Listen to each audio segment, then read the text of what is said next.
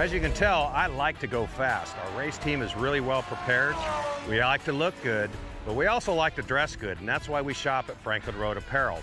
I own the company, and I wear the clothes that we sell in that store. So check us out. We carry all the top brands: Baldwin, John Barbados, Billy Reed, Goodman brand, and on down the list. So come see us, Franklin Road Apparel, Franklin, Tennessee. Lightweighting means reducing mass and consolidating parts. No one tackles these design and tooling challenges better than three-dimensional services. We'll provide flexible tooling solutions, including integrating parts, reducing design complexity, or even design changes. We're the go-to source for rapid manufacturing and low-volume production. Trust three-dimensional services to develop the most efficient approach to meet your lightweighting challenges today. Three-dimensional services. Prototype, production, proven. Menards is the Midwest's ultimate home improvement store. Family owned since 1958, Menards is the one-stop shop where you always save big money. Get the Midwest's best selection nationwide when you shop online at menards.com. We make it easy to complete your projects around the house, big or small. From hardware to plumbing or paint to appliances, we carry it all. Visit menards.com today to save big money at Menards. Save big money at Menards.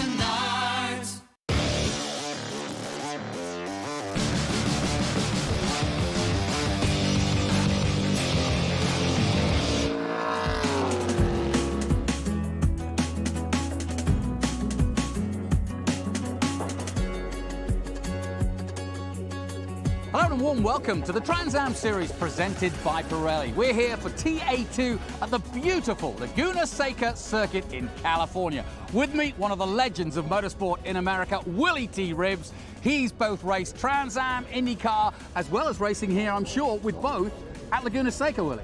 First time I came here, I was 3 years old. My dad was racing, and very first track I'd ever been to. Raced here in Trans Am. Raced here in IndyCar, raced here in IMSA.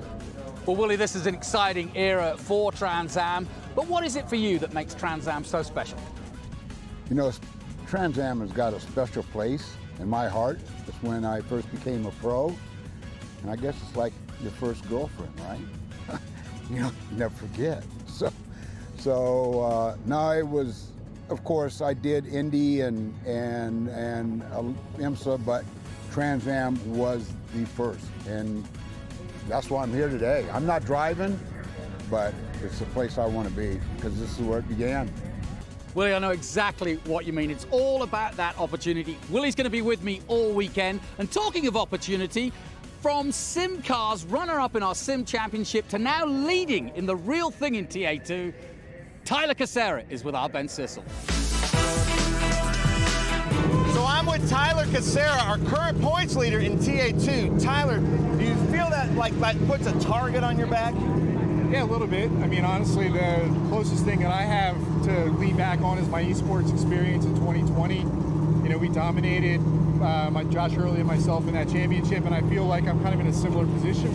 So we've got two in a row. We're at WeatherTech Raceway Laguna Seca. Then we go to Mission Foods Sonoma Speed Tour. Being the championship leader currently, what does that add to your mindset? Yeah, I mean, going into this weekend, right, we've got to be aggressive. The points lead is not very big at the moment and can change, so we've got to be aggressive, but also conservative in the sense that we want to be there next weekend and have that opportunity to continue to sort of build this lead. It's a great answer. Jonathan, Willie T. Ribbs, back to you.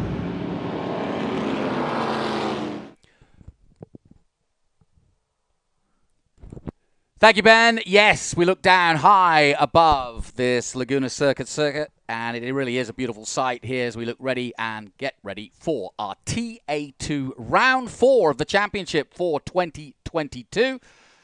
Really looking forward to this because, as Willie T will attest, I know you didn't race here that much, but this circuit is one heck of a challenge, isn't it?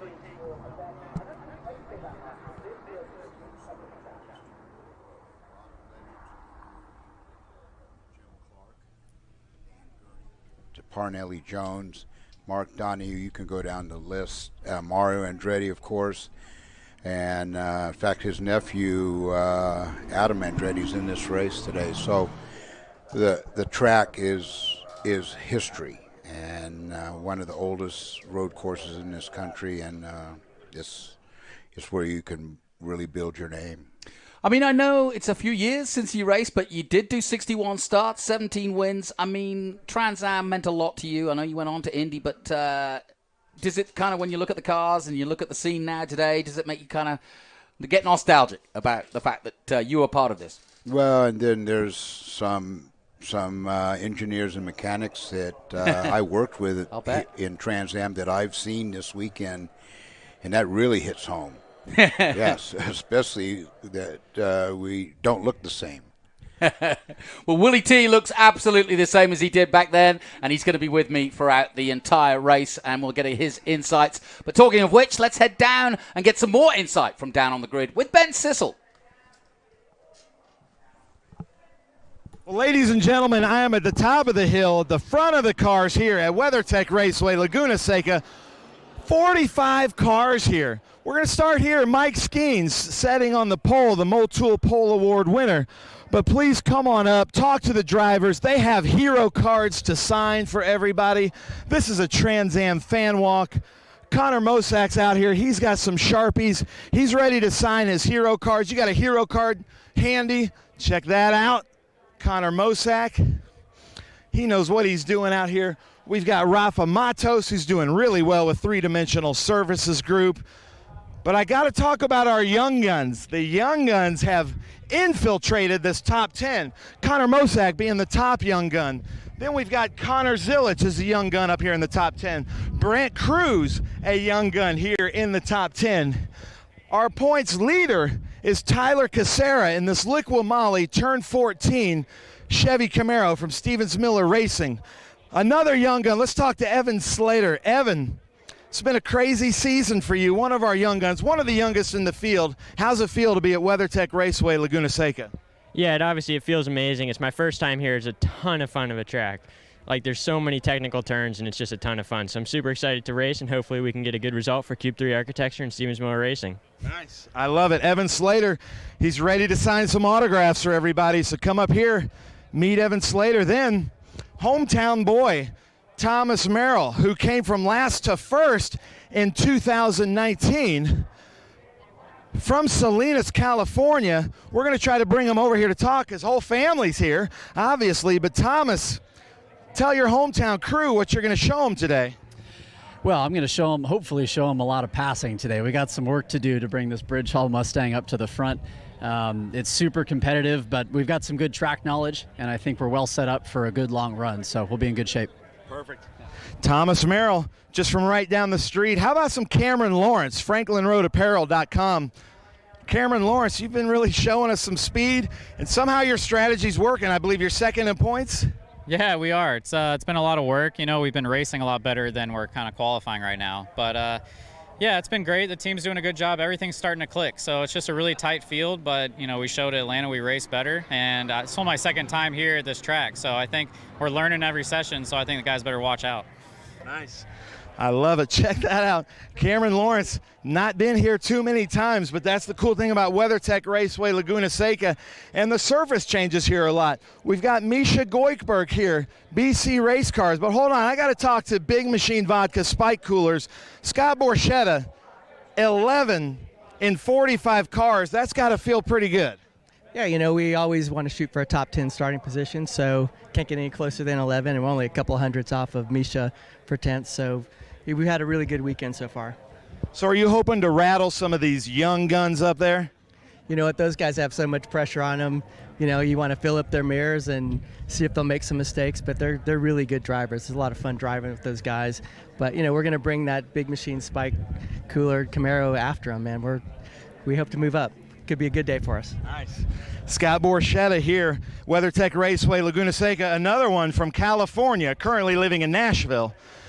Carl Rydquist, also from California, out here in the Franklin Road, the blue car with Menards. Carl Rydquist, you know Laguna Seca really well. What's your strategy?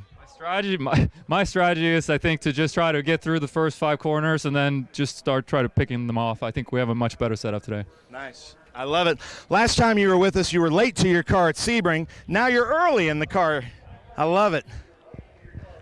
Lawless Allen back with us. Lawless Allen currently racing in the Truck Series.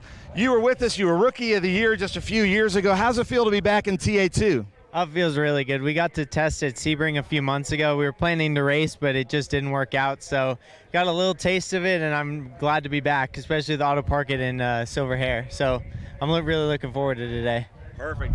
All right, Lawless Allen right here in the auto park at Blue Ford Mustang. Really cool. Now, Rhett Barco's up here in his Dodge Challenger. Stevens Miller Racing. Having so much fun. Darren Mock. I'm going to try to get through as many as I can. Darren Mock is here in the number 75 car.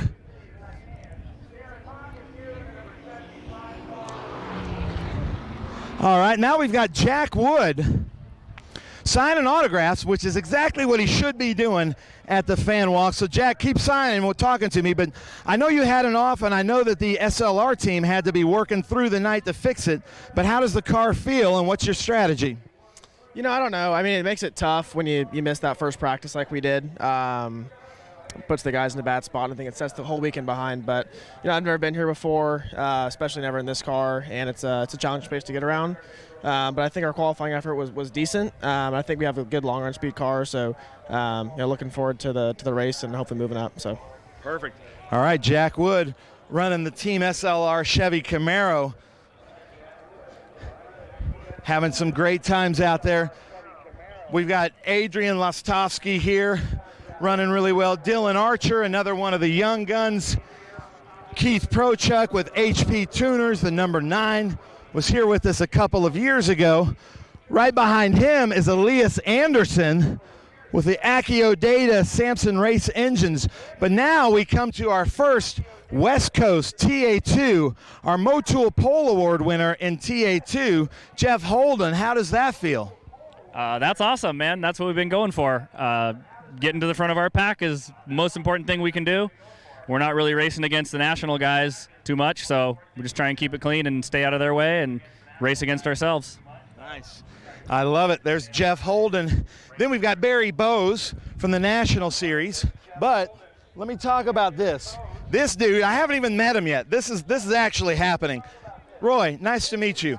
I've heard so much about you because you turned a lot of heads at Thunder Hill. Right when he got back from Thunder Hill, the president of Trans Am, John Claggett, called me and said, we've got something special in Roy Fulmer. So who in the world are you? Where did you come from? We were in Miatas from 13, and then we just saw how awesome Trans Am is and how well it's ran. So we were like, let's do the jump to Trans Am. And especially since the West Coast guys get to have a few chances to race against the national guys, we're like, yeah, that's the go-to. That's going to be awesome. Nice. I love it. Check that out. Nice to meet you. Welcome to the TA2 series. We're going to come through the field a little bit more. I'm not even going to attempt to try to announce his name. If we can get a shot of that, we'll let the people at home try to figure this out. I don't know where the driver is. I don't see him. But he pronounced it for me, and I'd never be able to say that. Then we've got Doug Peterson over here, 3-Dimensional Services Group. Instead of him signing your autograph, he's asking you to come over here and give your autograph to the hood of his car, I guess. Because he loves the motorsports fans that are here. And then we've got Greg Tolson right here. I don't see him. Michelle Abadi here with her Ghost Scotia Ford Mustang, giving the thumbs up. Ken Sutherland, another one of our West Coasters.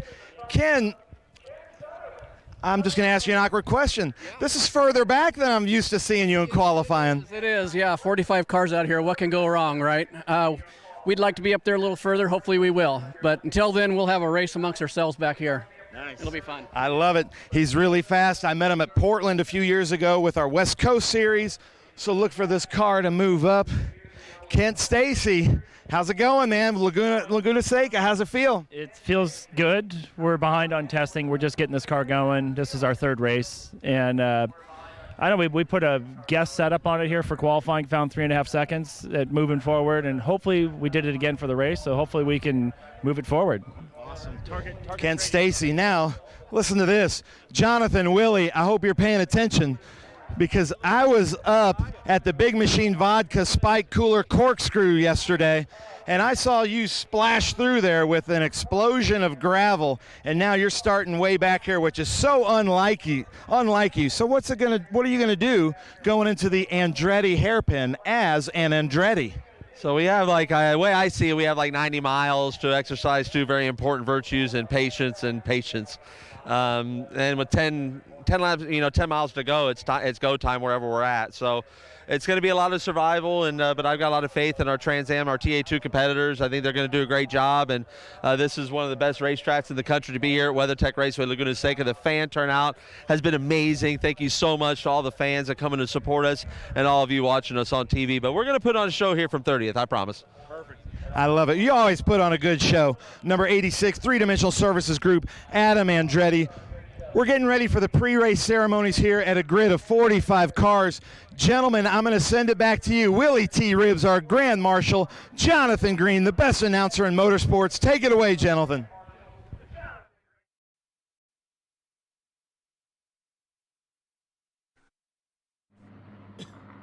Brilliant stuff, Ben, and as ever, we get ready. I'm here with one of the legends of motorsport, Willie T. Ribbs. Not only one of the great characters, but also his achievements speak loudly. He has raced here both in Trans Am and in IndyCar, and we'll get some of his stories as the day goes on. But I think what I'm gathering from you already, Willie, is that you're just impressed with how young these guys are, so many of them, and how big that field is. You've got to be impressed. 2022, I mean, everybody talks about the golden age of Trans Am. You're looking at it. Well, in the top 10 in qualifying, there's 4 young guns in the top 10 in qualifying. 4. And one of them is 14 years old. Yeah. Well, I could smell carnation milk on his breath when I was talking to him. I was 14. I was on a bicycle. I was in a race car. I certainly wasn't given a big machine, and with all the responsibility of all that's going on here. The sport is changed. It's become so professional with the feeder system. It's like baseball and football now. They're scouting kids at 10 years old. No question about it. Are you excited to what you're about to witness? 100 miles, 75 minutes. It's a tough race. It's a sprint, but it's an endurance in this heat. 45 cars to race in only 100 miles. They're going to go at each other hard. Well, let's head down once again to the grid. Ben Sissel, let's take it away.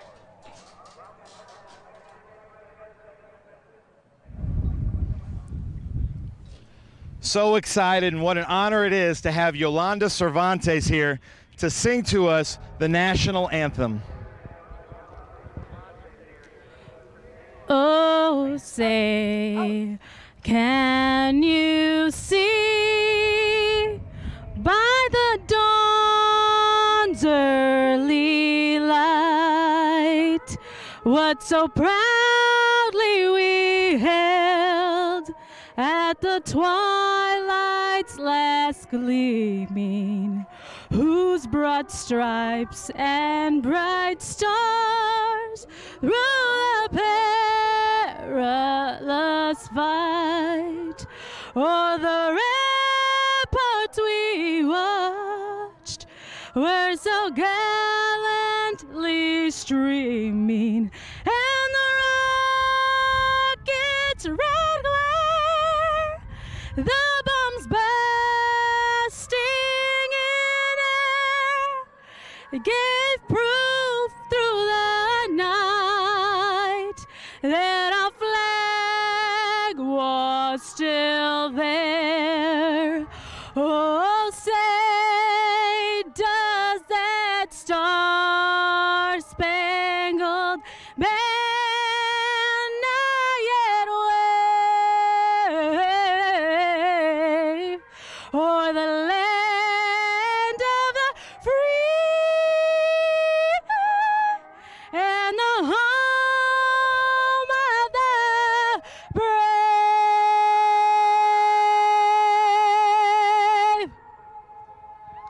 Wow, Yolanda, absolutely beautiful, unbelievable. here at WeatherTech Raceway Laguna Seca. Can't get any better than that. Gentlemen, I'm going to send it back up to you to walk us through all these 45 cars.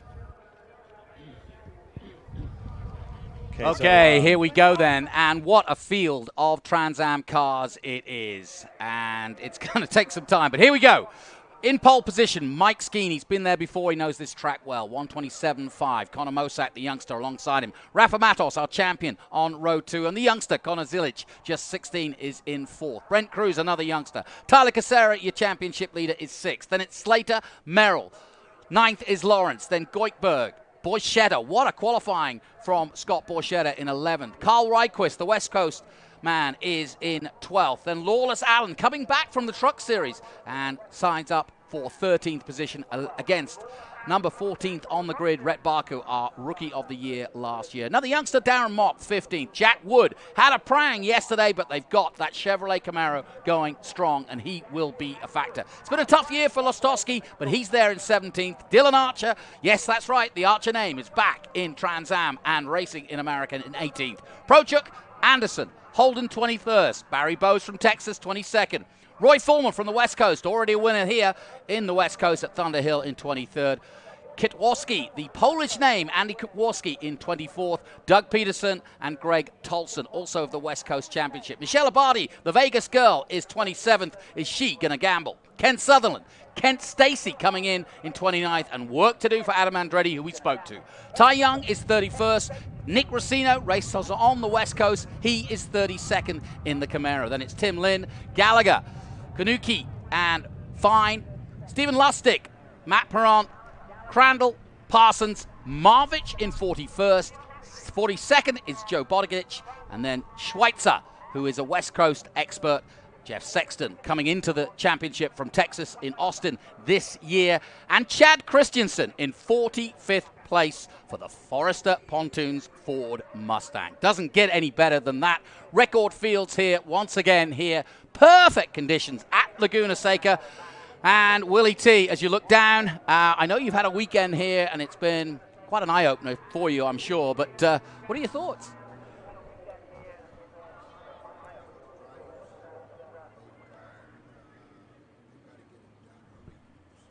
Yeah.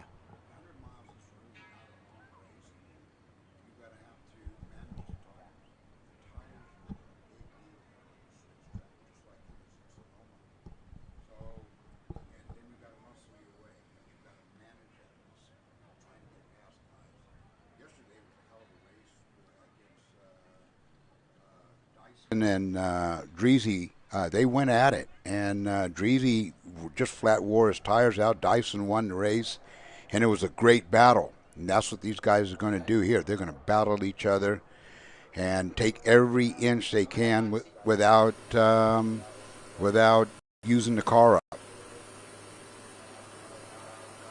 There's the onboard of Cameron Lawrence. We'll have onboard pictures from the Franklin Road Apparel Cameron Lawrence, and obviously Lawrence in a great position in terms of the championship to try and score some major points. And we shouldn't forget that the championship is on a knife edge. It may be only 4 rounds gone, but there's only a few points between Tyler Casera and Cameron Lawrence, first and second in the championship. Our current champion had a nightmare last time out in Road Atlanta, and he is now down, having led the championship in 4th position. We'll be watching his every move, and it'll be a joy to be on a former Indy Rookie of the Year, Rafa Matos from Brazil.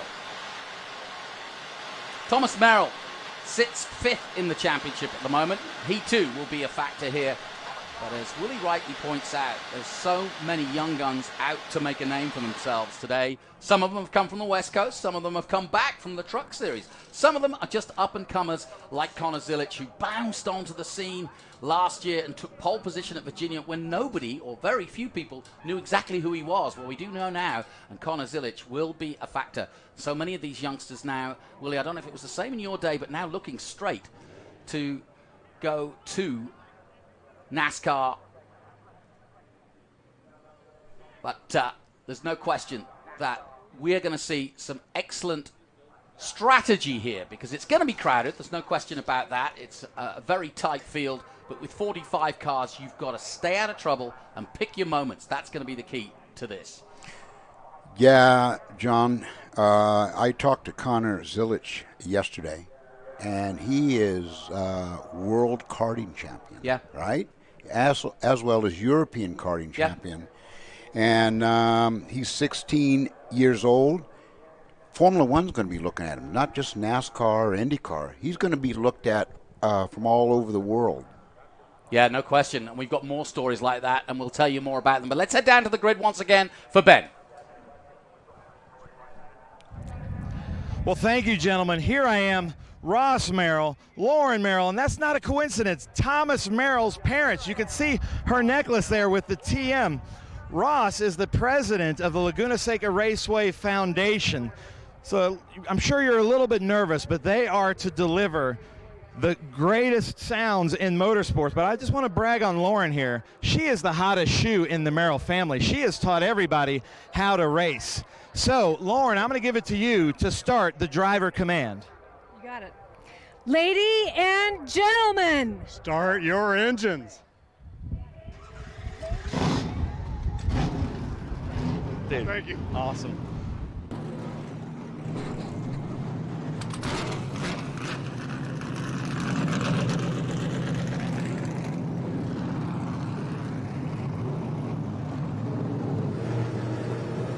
Well, Willie, as we savor those sounds, do those butterflies still come up in your stomach? You remember these days when that engine command is given, and then it's go time, and everybody leaves you. The talk goes, the chat's gone, it's up to you. Yeah, you're, racing is a team sport. But once those engines fire, it's you. Mm-hmm. It's you. There's no one in there but you. And you're going to make the bulk of the decisions on success or failure. So that's why these guys are here, to hear that engine fire and know that they're going to get it on. Right? It's man on man and woman, and it's a great feeling. And believe me, 45 cars, they're thinking they got a lot on their mind, and it's each guy in front of them. Like, for example, Andretti. Yep. Andretti's got a lot of work to do to come through, and no one's going to roll over. They're not going to say after you, Adam. Corner named after your uncle. Yeah, you first, right? No, there's none of that in this game, and that's why it is what it is. That's why it's called racing. We'll be on board with the three-dimensional services group of Rafa Matos throughout the race. We'll also have other angles as well covered. We're high above the Laguna Seca circuit. This is a beautiful sound as they roar past our commentary position. Mike Skeen has been sensational. He will start pole, and it's going to be interesting how Mike plays this. He, of course, has a three-dimensional services group camera as well.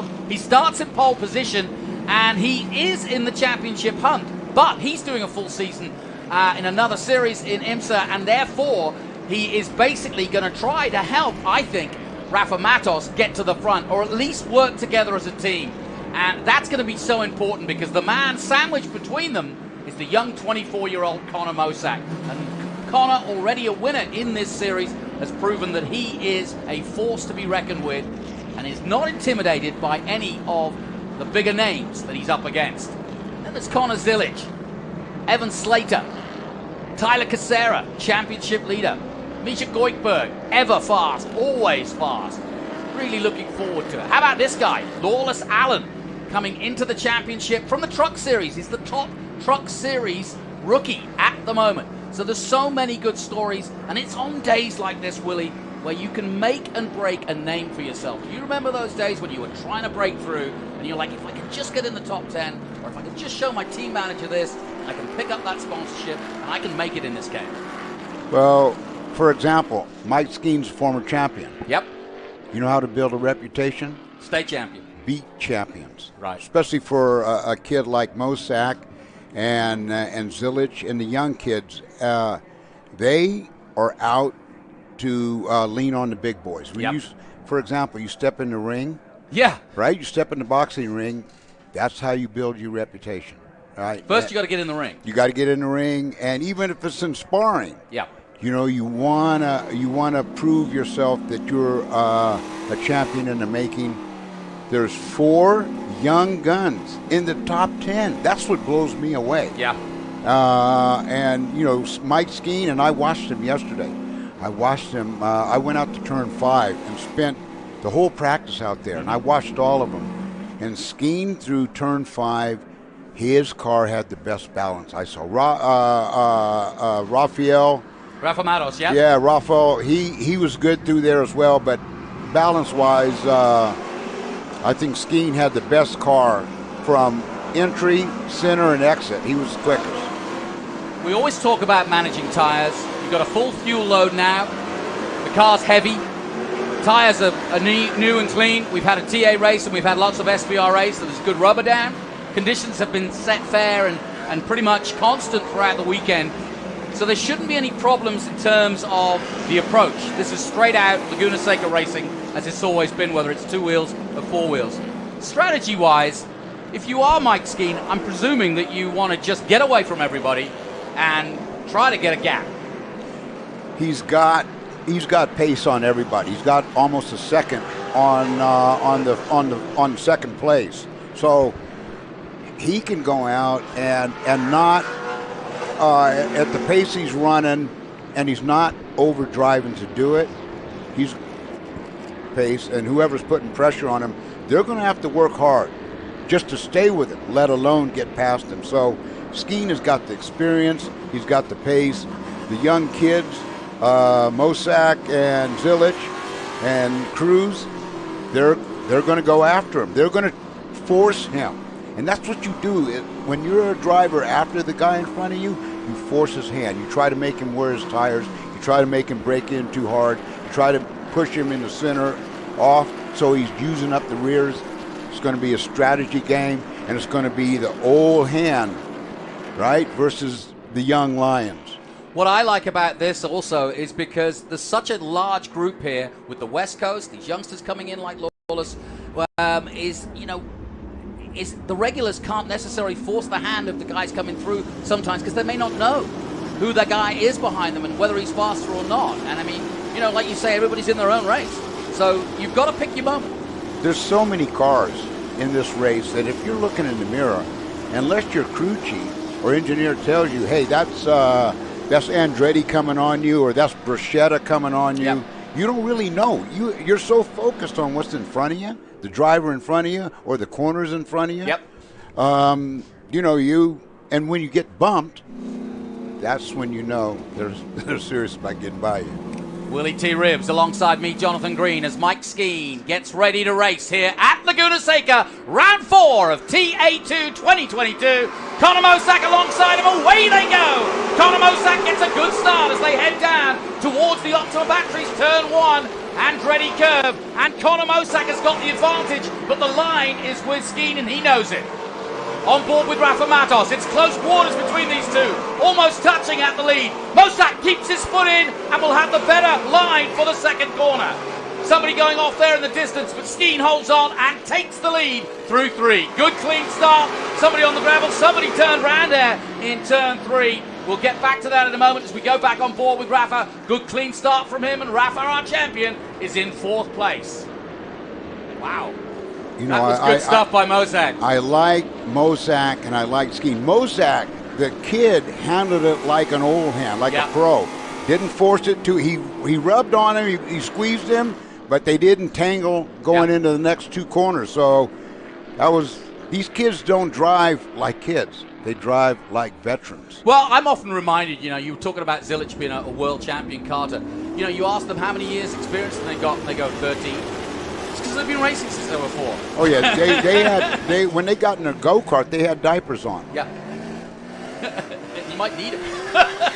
Well, down the corkscrew for the first time, and a good start. We've had a spinner, and it is Conor Zilich. There we go. Commentator's blight. It was Zilich in the midfield there who spun round in turn 3, so he'll hopefully ride himself.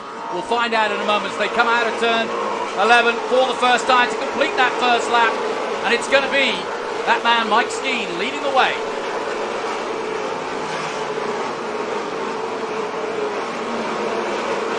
So, good clean start. Mosak in 2nd place. Rafa Matos in 3rd.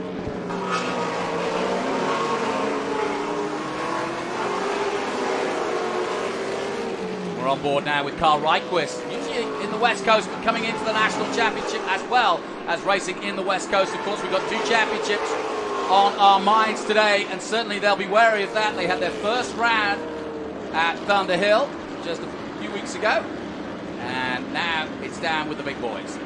So it's Skeen, Mosak, Matos, Cruz. Brent Cruz is another youngster. He's the youngest competitor we got, just 14, down there in, 4th position.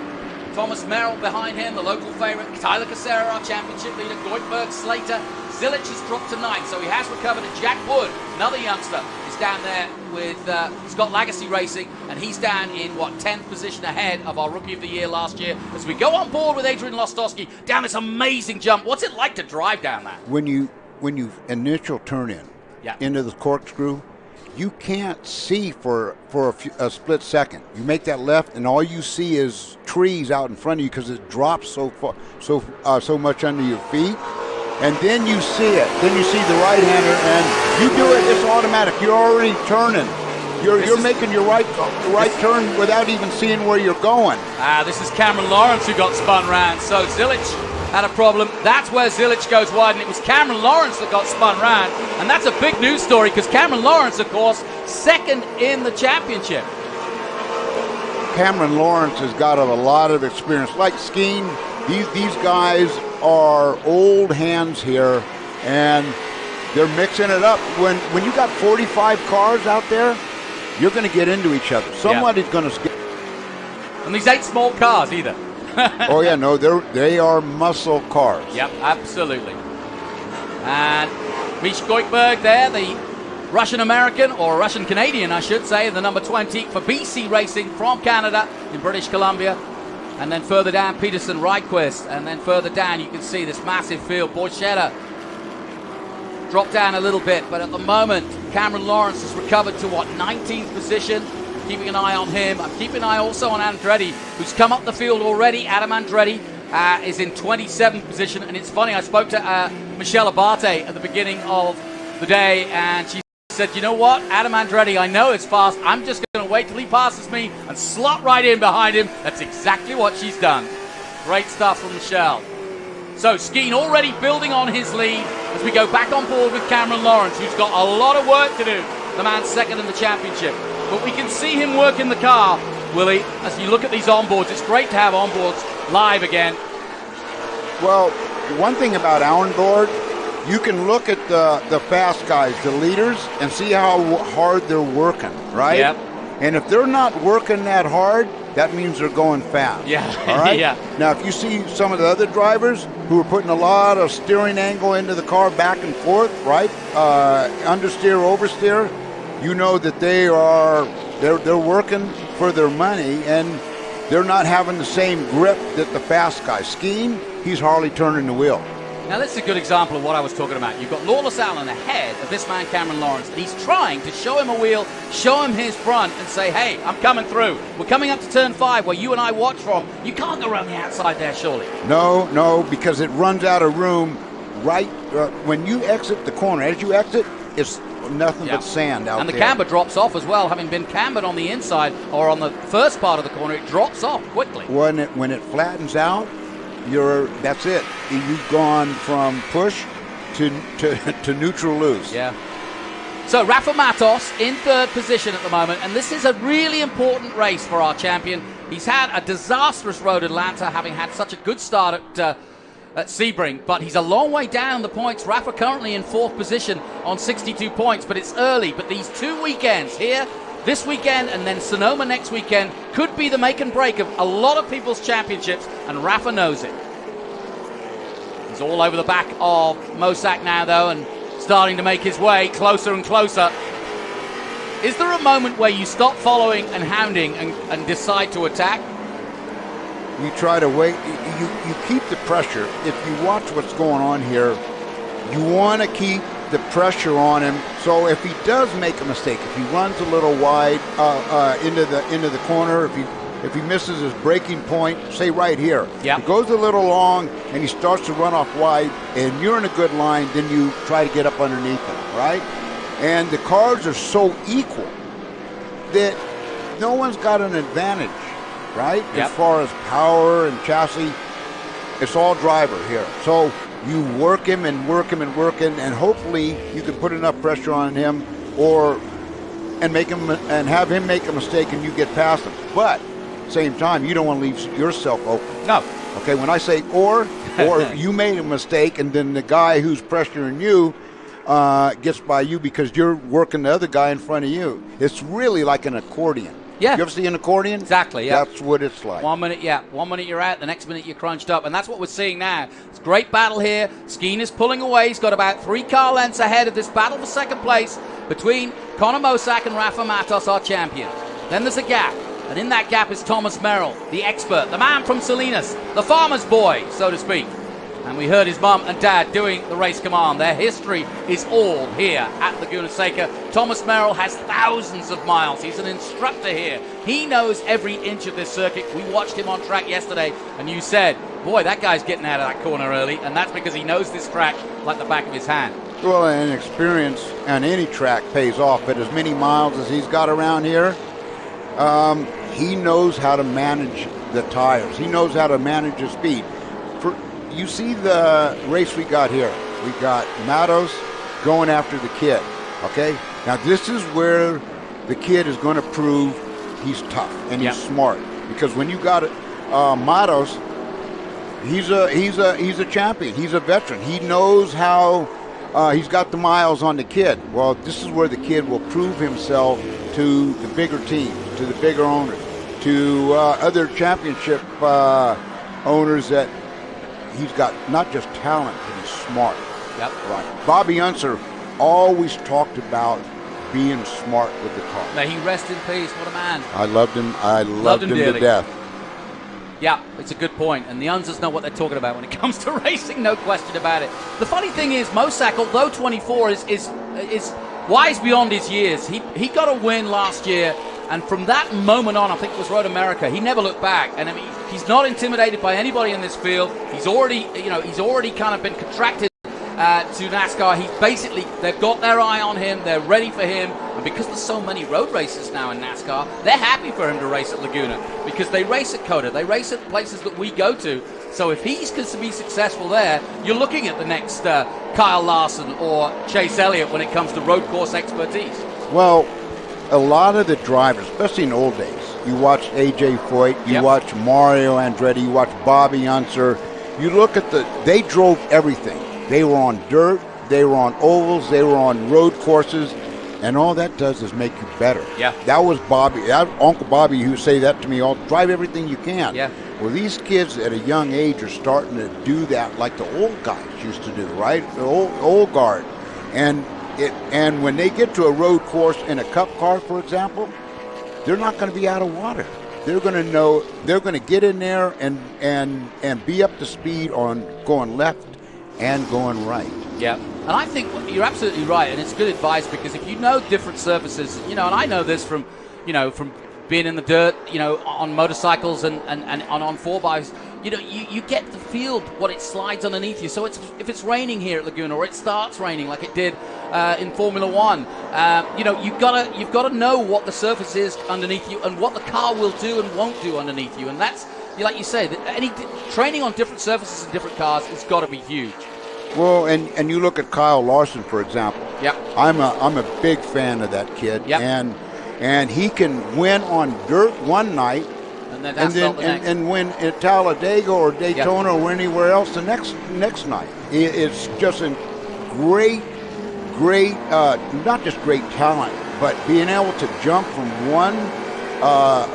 one discipline to the other. That's hard to do. Now we're on board with the FPEC, a food processing equipment company, Dylan Archer, and you know the name Archer, Tommy, Bobby, his dad, of course, looking after him, but it's great to have the Archer name back in racing after their amazing, 40 championships over the years? I raced against the Archers back in the early 2000s, I think, and a couple times I did. I do remember we raced against each other in Detroit one time on the island there. What's the name? Belle Isle, yeah. Belle Isle, right? Yep.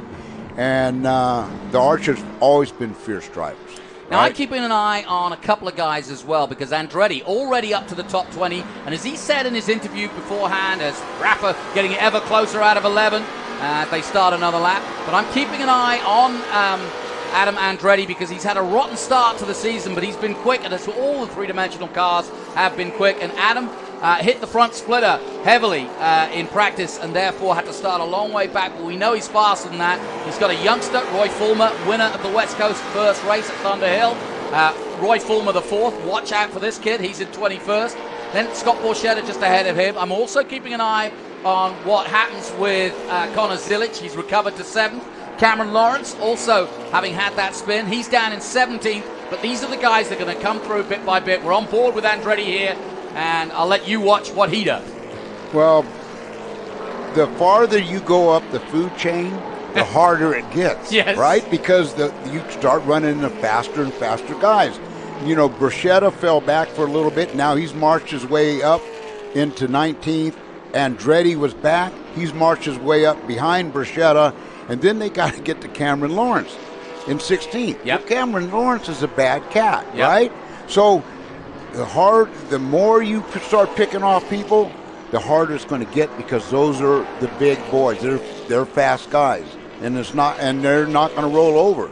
Do you ever find yourself communicating without communicating with another driver that you know is fast, and you think, okay, I'm just going to stick with this guy because he's on the pace, I can follow him through, and maybe we can work through this crowd?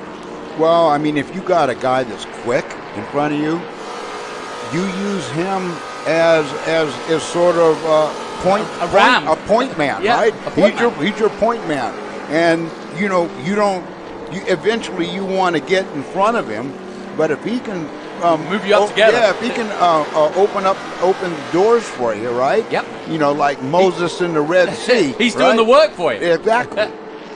I love it. 10 laps gone of our 45. That's an hour to go as we look at the 00 on track.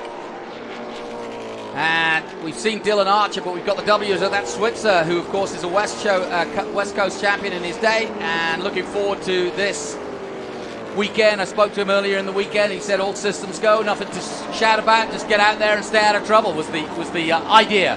And there is the 57 of Connor Zilic. Zilic racing Maurice Hall's car, and they've got Gil Martin, the ex-NASCAR chief back on board with them this weekend. So that team, Silver Hair Racing, already champions in their own right in the Masters, and looking now to build on this team.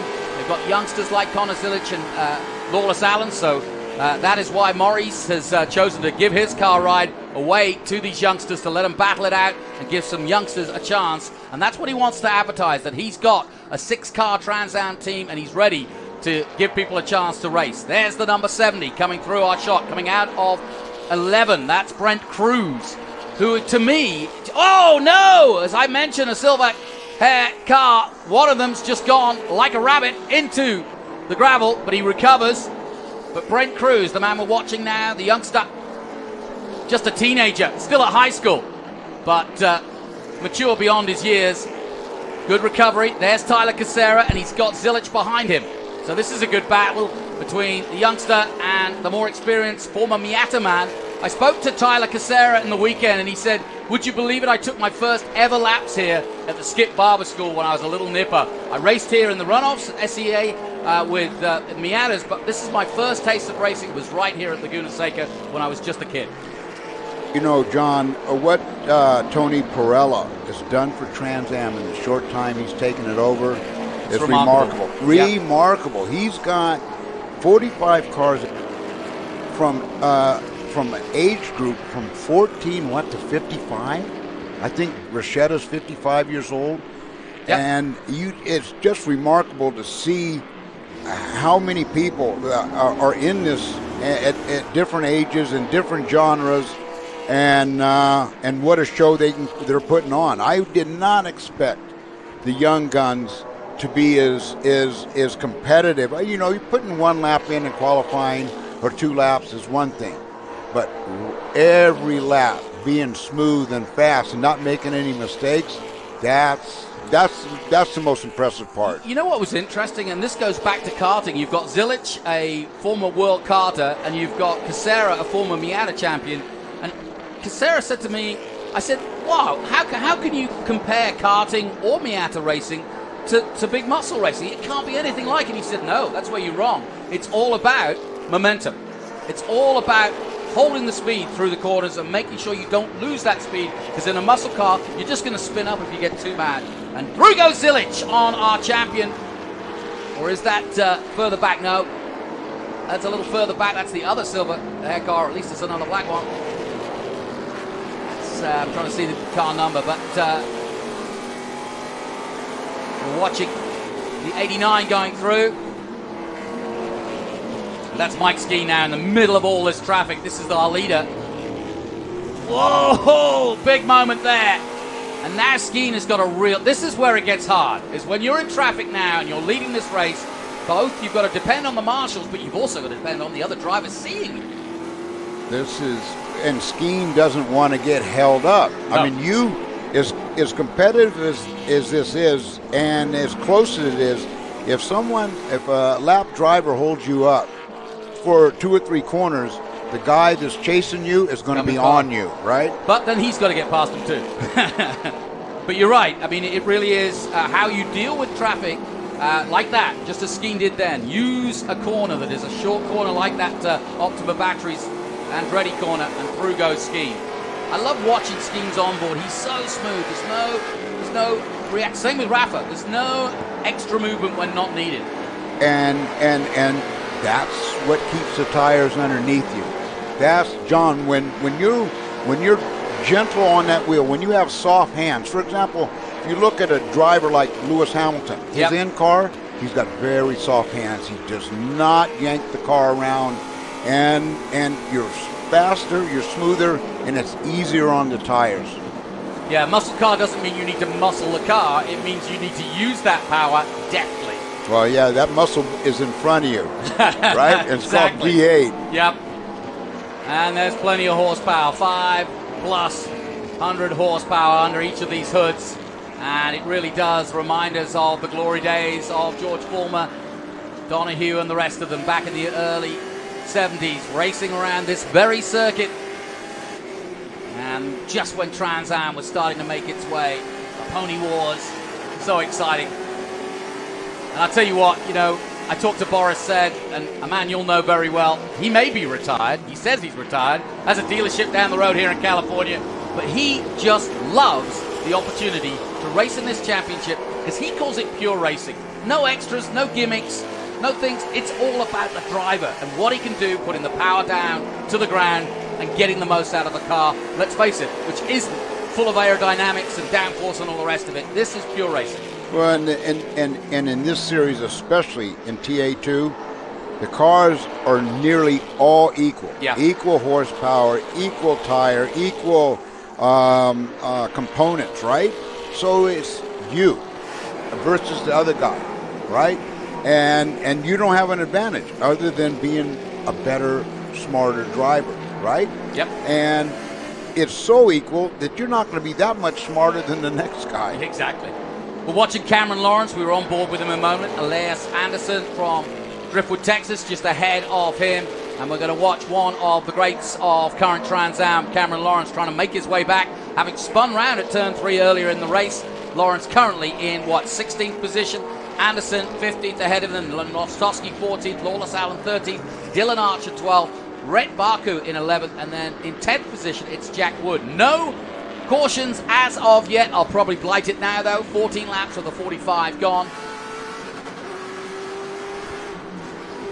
Back on board with Carl Reichquist, driving for the Franklin Road Apparel. Ken Thwaites' team. Ken Thwaites racing in TA this weekend. We had hoped to have Adam Carolla here racing, but unfortunately he had a prank and didn't get the start in TA. But we do have Carl Reichquist and Cameron Lawrence of this Franklin Road team. And there's no question this is a big effort to try to win the championship. Lawrence getting ahead of Borchetta as we ride with Carl Reichquist, the former Swede. I say former because he's been in America most of his life. Got to know him in our Sim Championship during COVID. Reichquist in 18th position now with Barry Bowes behind him. Adam Andretti holding station in 20th. He's got up 10 places, has Andretti, but he hasn't made any further move just yet.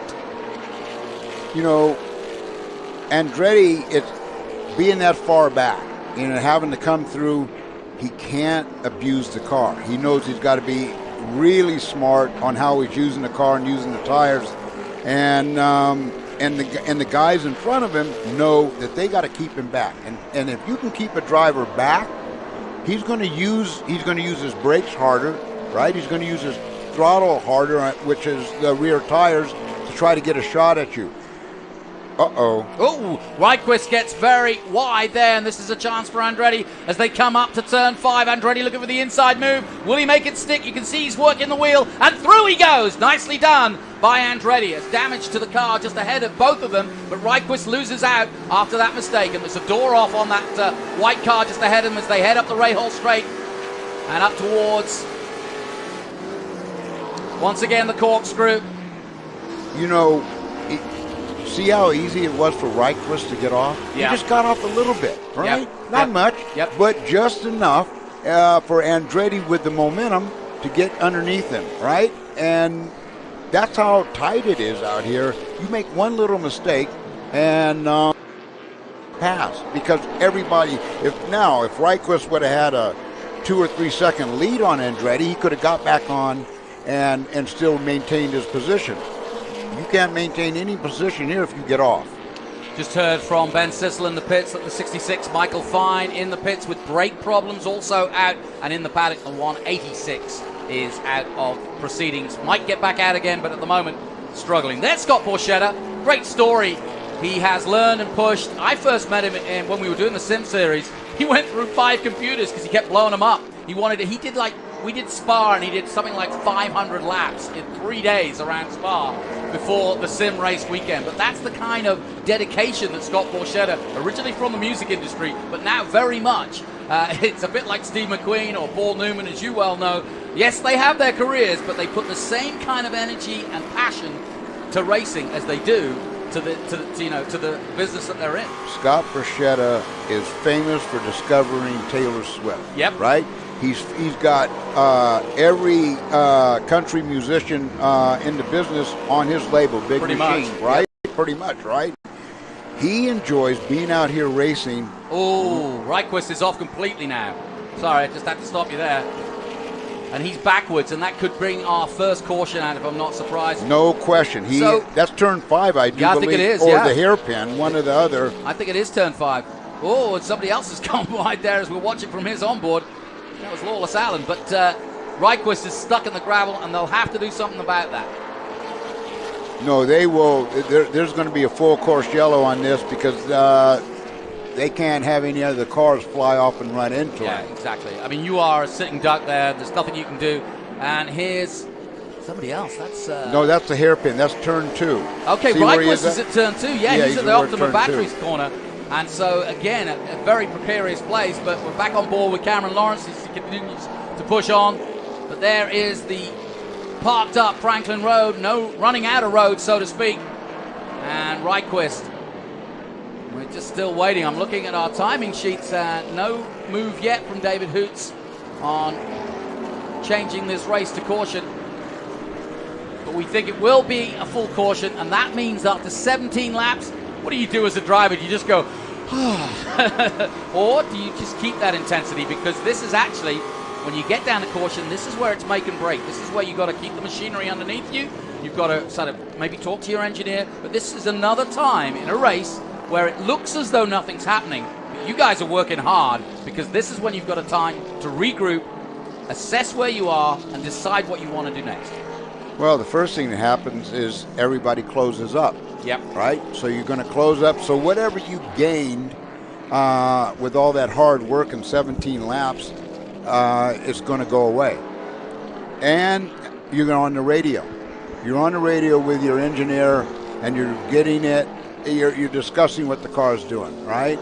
Is it not turning in well? Is it not staying down when you put steering angle? Is it front end pushing, or is it going loose on the exit? So you're discussing what the car is doing, and he's suggesting to you what you need to do if you can do anything inside the cockpit. Let's take another look at what happened to Rydquist, because also Adrian Lostowski stuck there, I think, as well in the Hawk. No, that's actually not Lostowski. We'll get back to that. But here's Rydquist. Here's what happened to Carl Rydquist. We're on board as he comes over turn one. And Willie, let me see what you see. He got in a little bit hot, right? Yep. And, you know, he's got a lot of rear braking there because, you know, he rotated the car. As he was braking, he knew he was going long, and he got out of it to try to save it, and then he got back on hard again because he knew he was going off and his thing spun around. Looked to me like he was also making a very wide approach. He looked to be wider than you normally would be on the approach to that corner. Well, when you overshoot it, you get wide. And, you know, he's trying hard, and that's going to happen. Now, the other driver who's out there, we don't have an in-car camera on him, so I don't know how he got out there. But he didn't spin. It looked like he just went straight off into the sand pit. Yeah. Okay, Willie T, we'll take a short break as we're under caution here at Laguna Seca. My thanks so far to some great insight. We'll be right back from Laguna after this.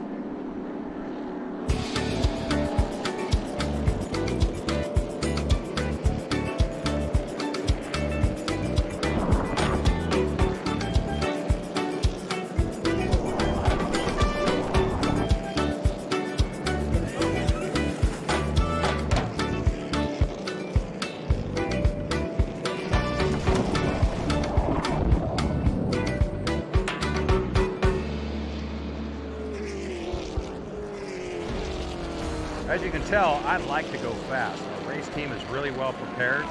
We like to look good, but we also like to dress good, and that's why we shop at Franklin Road Apparel. I own the company, and I wear the clothes that we sell in that store. So check us out. We carry all the top brands: Baldwin, John Barbados, Billy Reed, Goodman Brand, and on down the list. So come see us. Franklin Road Apparel, Franklin, Tennessee. If your tooling isn't quite ready, and you need parts, and you need more parts than just a few, or if your run is just not that big, look to the experts in low-volume production, three-dimensional services. Whether it's 10, 100, or 1,000 parts, we can meet your needs. And if it's 10,000, we can do that too. Three-dimensional services delivers high-quality parts for short runs, 70% faster than industry standards. Three-dimensional services. Prototype, production, proven. Menards is the Midwest's ultimate home improvement store. Family owned since 1958, Menards is the one-stop shop where you always save big money. Get the Midwest's best selection nationwide when you shop online at menards.com. We make it easy to complete your projects around the house, big or small. From hardware to plumbing or paint to appliances, we carry it all. Visit menards.com today to save big money at Menards. Save big money at Menards.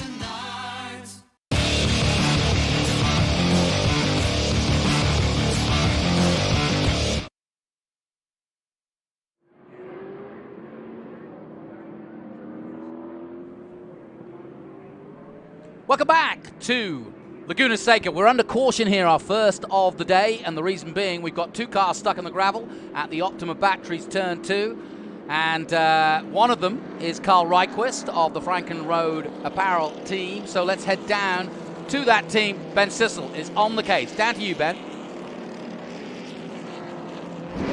Yeah, thank you, Jonathan. I'm down here with Kyle Shano, who's in charge of Showtime Motorsports TA2 program. Kyle, what's Carl Rydquist saying to you on the radio? We just lost brakes. I mean, working our way through all this traffic, it's too much, but we got to fix our brake program. We'll get it figured out. He's a fast driver. We'll come back and win Sonoma. Well, you know what, guys? Willie T, this might go to you. We've had a lot of teams having brake problems here at WeatherTech Raceway Laguna Seca. Do you have any idea what that could be? That's a good question, Ben. I'll ask my better half here, Willie T. Ribbs. The brake problems at Laguna Seca, it's no different than any other track, but it's not COTA. There isn't this heavy braking that you would have at a really long straight. This is medium corners, no real hairpins. Why would you perhaps think, in your experience, that we'd be having brake problems this early in a race. Unless they're not, they're starting to overheat because they're not getting enough air. That could be an issue. But going over the top of that hill into Andretti hairpin, that's you got a lot of brake pressure, right? And then you're going up the hill into the corkscrew. You're on. That's almost. Yes, right? Good point. Yeah. So you're 2 places in this on this track. You're really putting a lot of brake pressure, and if they're starting to overheat, I don't, usually the brake lines don't start leaking or falling off, but you just never know. Let me take you through the procedure here, though, or take our audience through the procedure. What do? I mean, it looks for the uninitiated that you're just going at a very slow speed and nothing's really happening. But like I said, you're going through systems check here. You're worried about the tires. You're worried about the temperatures. You're talking to your engineer. You're working out what the strategy is. You're looking at the number of laps. Take us through your head as what you would do with your engineer right now. Well, I would be describing to him what's happening, right? Yep. At the same time, this caution is good for the drivers. They can take a break. Yep. Because they've been beating on each other, right? Yeah, and it's a mental break as well. Right. They can take a break and sort of loosen up the belts. Because what I used to do on caution, I'd loosen up the belts. Right. Right. Just to let your chest breathe. Yeah, let you so you could breathe and take the pressure off. Right. You ever forget to do it back up? No. You go through a systems check I'll bet. inside you the cockpit. soon find out if you missed that one. Right. So, I would do that, but this is also good for the tires. Right. Okay. They're longevity. Yeah. They're getting a break, right? And you're still burning off fuel, so it's good all the way around. You can take a break, tires get a break. You're still burning off a little fuel, and you can do a reset. And a lot of drivers, they'll start work with brake bias, for example, right? You've got that little button just on the left-hand side, Yeah. And so as that fuel burns off, you can start changing the brake balance bias around. More to the front or more to the back? Well, I always, it depends on how you've got the car set, right? And a lot of times you'll start moving the brakes more forward, right? And that's what I would do. I would start moving them a little bit more forward, and because I always like 60-40 anyway. Yep. Right. I More like at the 60 front. on the front. Right. So they'll make some whatever adjustments they can make, and get ready to rumble again. So we're at an interesting time in this race for the simple reason that we have a 1-2 for the three-dimensional services team. Mike Skeen leading the race, Rafa Matos in the championship hunt in second place. So let's head down to the pit lane once again. Scott Lagasse Jr., of course, is looking after Connor Mosack. He's very much in this hunt. He's dropped down to third place, but it'll be interesting to see what former Trans Am star Scott Lagasse has to say. Let's join Ben. Hey, Scott, so we're wondering, Connor started in second, but now Rafa's in front of him. What's he saying to you, and what's your strategy to get ahead of 2 teammates with three-dimensional? We're riding right now. We think we've glazed the front pads, so we're trying to figure out how to get that fixed right now. So he's just we're sorting that out, but proud of him. He's doing a heck of a job, had a good start. And then Jack coming from where he's come from right now. I'm pretty proud of our guys. So it should be a good day the rest of the day. So thank you, Scott. Now, Willie, I'm going to need your expertise. I don't know what glazing the brakes means.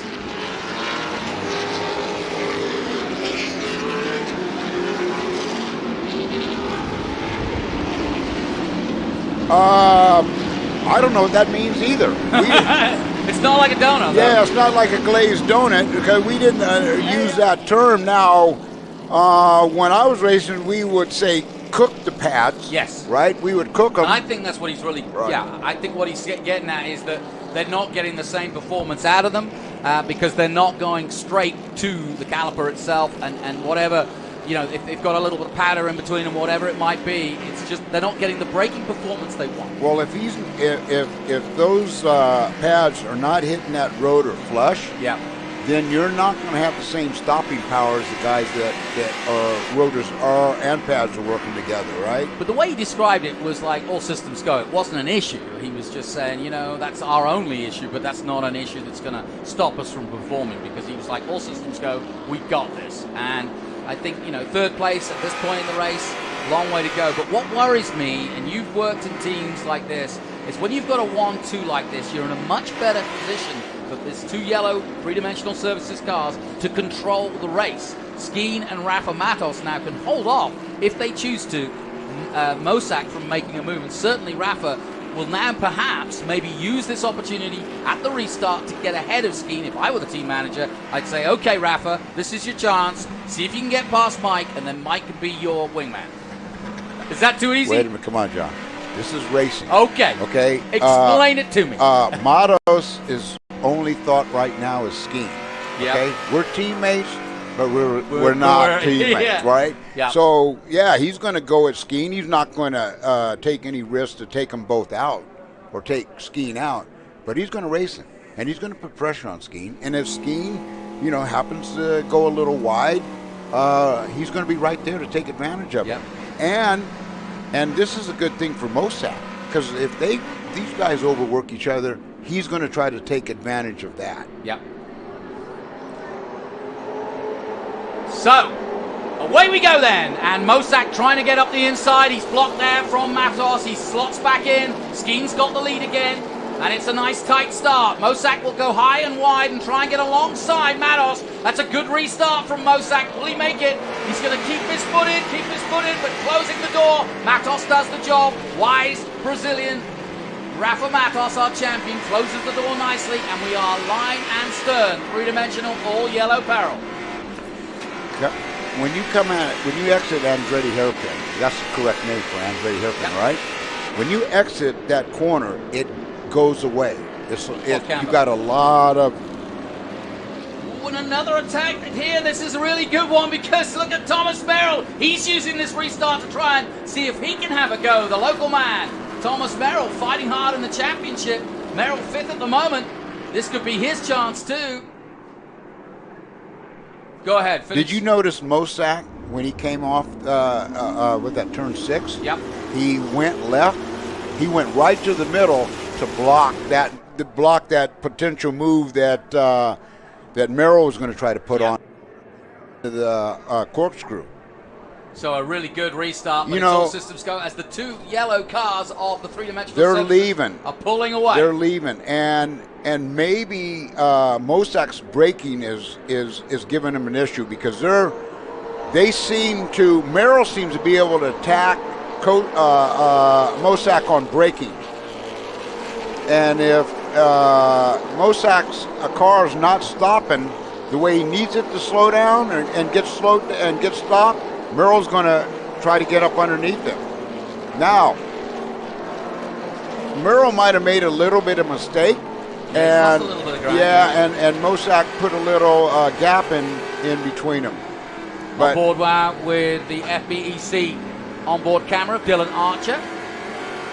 Archer currently in 14th position. He's got Rhett Barku just ahead of him in the Challenger. Barku and the Berryman Napa MPEC car. You know, I see Cameron Lawrence has moved up into 12th place. I think that was Archer that just went wide there. We're back on board with him, but he just touched the grass or dirt for a moment there, but he's okay. Sounds so good inside these cockpits as well. Another little lock up here. Everybody's pushing on now here in the mid part of the race. 24 of the 45 laps gone. We're half an hour away from the checker. And we're keeping an eye on Rhett Barku. He's 8th in the championship at the moment on 42 points, just 3 behind Jeff Sexton, who's not in the running. He's in this race, but he's a lot further down in 23rd place is Sexton. So a great opportunity this for Rhett Barku to move up the board. Evan Slater in 6th place. Thomas Merrill started the day in 5th. There is Rhett Barku. Another one of the youngsters, although he's not a young gun. Well, he is actually, excuse me. He's the oldest of the young guns, Rhett Barku. I think Barku's what? How old is he? 24? Let's say 24. Yeah, 23 or 24. Here's Lawless Allen. We haven't seen him much this weekend. Jack Wood with him. Two up-and-coming guys. Jack Wood had a problem. Look at these two go. But Jack had a crash yesterday and ripped off the front end, but I talked to Scott Lagacy Jr., and he said it wasn't anything too particular. It certainly didn't change the chassis or bend it in any way, and so it really just was cosmetics to the front, and they've got him back out and running. Now, did you notice the back end was sliding on Lawless's car? Yes. All right, now we're getting to the point of the race now where the rear tires are starting to wear. And, you know, in the beginning, you can put the power down and you got grip. Yep. As the race goes on, you're trying to put the power on at the same place, and you're not able to do it because the tires are starting to give up. Yep, and the fuel load going down, of course, as well.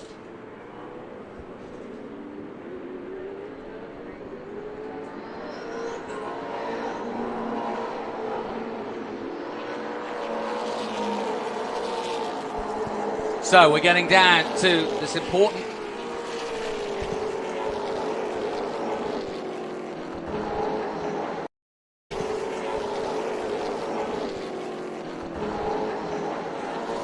Yeah, we were just talking about Ryquist and just got a bit of information as to what he was really dealing with. He was losing the brakes inside by lap 3 and 4, and he nursed it to cruising. Jim Gallagher stuck at the top of the corkscrew. Well, that isn't a wine you want right now, because that's corked. That is not good. Send that back. Send that back to the waiter and order me another drink, because that ain't happening. Jim Gallagher in trouble, but I can explain what happened to Ryquist. Laps 3 and 4, he was already cruising because he was having problems with those brakes, and obviously it led to him going off in the end. So let's have a look at what happened there. We'll get an explanation. We're looking up at the corkscrew now. Jim Gallagher should be coming into shot in the all red. There he is. Oh, he got into somebody. Oh, big time. And luckily, obviously, the all yellow number 5 has got away, but left Jim stuck out there. Oh, and he stuck right in the center of the corkscrew. That's got to be a caution. You can't. Yeah. Oh, yeah. No, unless he can get that thing refired and get down the hill, they would have to. Well, he would if he could fire it. He would have done by now. That's Stephen Lustig he got into. So he just lost his braking point. Stephen Lustig was able in the 05, the Autosport Group car, to get going again, but sadly the number 16 of Jim Gallagher not able to keep going. So all sorts of drama here, and another pause in the action here. Our second caution of the day, round 4 of TA2 from Laguna Seca in our double header here for Trans Am. We head to Sonoma next weekend, so it's all about, well, they said it in the racers meeting, risk versus reward. And you can explain that better than any other racing driver. You know exactly what I mean when I say that. Well, if you look at the leaders, Mike Skeen, and you look at Matos. Yep. Okay, they have been low risk right now. They're low risk with a great reward. They're out front, so they don't have to fight anybody. Yeah. Right? They don't have to get in there and bang it up. So they're going to save their car. They're not going to be in a fight that takes a chance on getting spun out, right? Or running your brakes too hard, or even using up too much rear tire with the throttle. Everyone else behind them, they're the one that's going to take the risk to get the reward. Even Mosak. Mosak knows, one, staying with Matos and Skeen is tough. His job now is to hold Merrill off. Right? You know, you pick your fight. Right? Yeah. You pick. It's like anything. It's like any schoolyard. That's you pick your fight. That's right. You don't punch at Mike Tyson, right? You go at a lighter weight. Well, Ben is down in the pits. He's got Mike Skeen's crew chief. Let's head down to the pits. Thank you, Jonathan. I'm with Jody Meesemer, Mike Skeen's crew chief in TA2. What's your driver saying to you, Jody?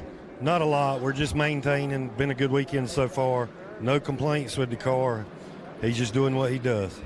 We've had a lot of brake problems. I think we've had 5 retire now with brake problems or come through the pits and go back out with brake problems. What do you think that could be? Are you hearing anything from your drivers? Not hearing anything from Mike or the other drivers. We stay on top of that pretty good. And when you're out front, you can kind of maintain and set the pace like you want to. Good words from Jody. Gentlemen, back up to you. Pretty much emphasize what you were saying, huh? It does, and if Mike Skeen has got no complaints, and you know, because they're asking him, everything all right? If he's saying everything's all right, he knows he's got it under control. And Matos seems like he's got it under control too, because they would know. They would tell us if there's a problem. It doesn't look like there's a problem. Now, we've been hearing about brake problems, right? Yep. I would really like to know if the brakes are getting good air.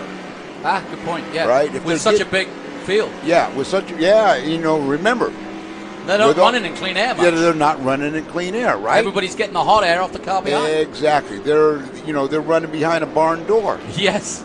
Yeah. Good point. I hadn't thought about it that way, but especially under these conditions now, they're heating up even more, and so you want to keep the temperature, the mechanical grip, and the tires. But what can you do about the brake pads? I mean, usually you're using the brakes to heat them up, but in this scenario, it may be the case that they're getting too hot.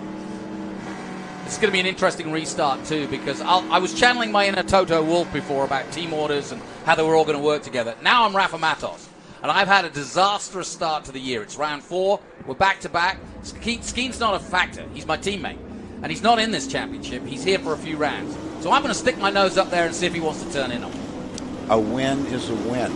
I don't care if you're moonlighting for 2 or 3 races or the whole season.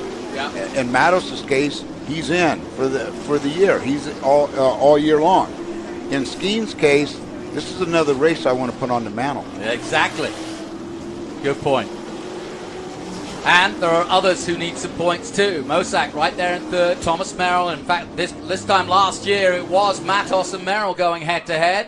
Rafa taking him on turn 11 in a very audacious move to take the win. Matos a winner here last year. Skeen has been a former winner here. And of course is a champion in his own right. Back on board with Adrian Lostowski. Like Matos, Adrian hasn't had the best of starts to the year at Charlotte, at Road Atlanta. Problems here, problems there. Taken out, had to start at the back, came through to 10th at Sebring. But it's not been an easy season for Adrian Lostowski. Hawk Performance on board with them. And Hawk there, looking at brake pads. Hawk a really big partner to Adrian Lostowski. And looking to try and turn things around. He just said to me today, I want to get out of here with points, I want to be in the top 10, and I want to go on to Sonoma and do the same, and then go home, back to New York, back to the tracks I know, like Watkins Glen and Lime Rock. Well, there's so many cars here getting points. It's like finding gold under your pillow. You really got to strategic with everything you do, because there's not like there's just a few cars and you're going to, gain big points. Each car in front of you is a little point here, a little point there, but you don't want to lose it either, right? You don't want to make any mistakes where you lose points. It's tough to get points there. The other thing that's worth talking about is when you're going slow like this is not how these cars are designed and how humans are designed in a metal box. You're getting hot and the car's getting hot.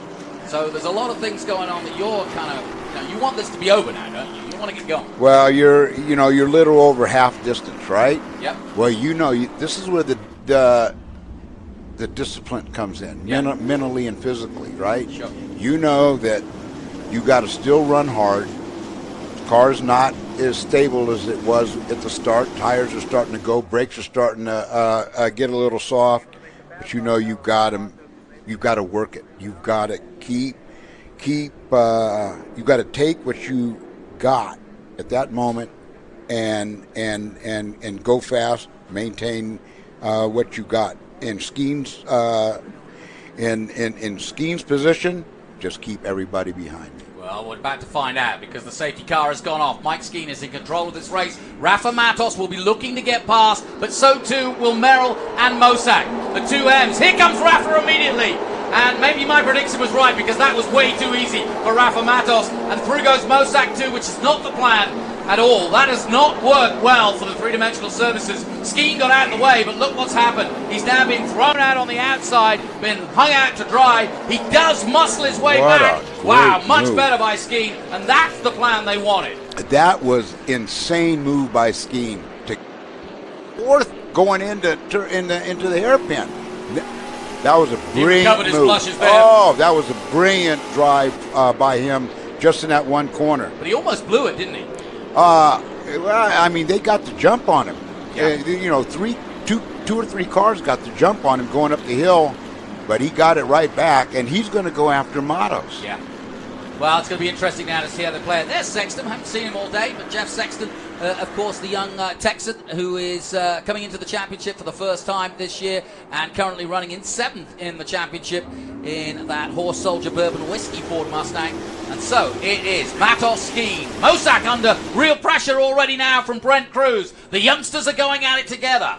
The championship leader's in the mix. He's in 6th place. Connor Zilic is right there in 7th. Goikhberg in 8th. Slater 9th and Jack Wood 10th. We've got an almighty battle here as the Ford Mustangs at the front start to pull away. Well, and we got the old hands right here. I'm not calling them old, but just in terms of experience, right? 2 championships under their belts. And then you got the young kids. Well, they want to be king of the young kids, right? Or the young guns. Now, Mr. Moonlighter, who is Skeen, right? Yep. He knows that Matos is running for a championship, but all right, you got to earn it. Look at this. Cameron Lawrence getting amongst it with the 2 youngsters. Lawless Allen in the 25, Jack Wood in the 27, and Cameron Lawrence right behind them. And I think that's Andretti, if I'm right. Yeah, up to 15. So really, really interesting now as we get down to the last 20 minutes of this race. Andretti is up to 12, and that's good point scoring because you score all the way through. Whoa, and under braking, and now everybody trying to get past. And it is the 86 of Adam Andretti making his way. Well, Adam Andretti, prophetic words at the beginning of this race. He said, it doesn't matter what happens until the last 10 laps, and we're getting ever so close to just that. You know, and he's got Cameron Lawrence. Lawrence is a hell of a driver. And he's the mark point that you mentioned. Yeah, he's the point man. The point man. Right, you know. Oh! Pull up the inside of Rainey. Nicely done. Not quite. Can't pull it off there.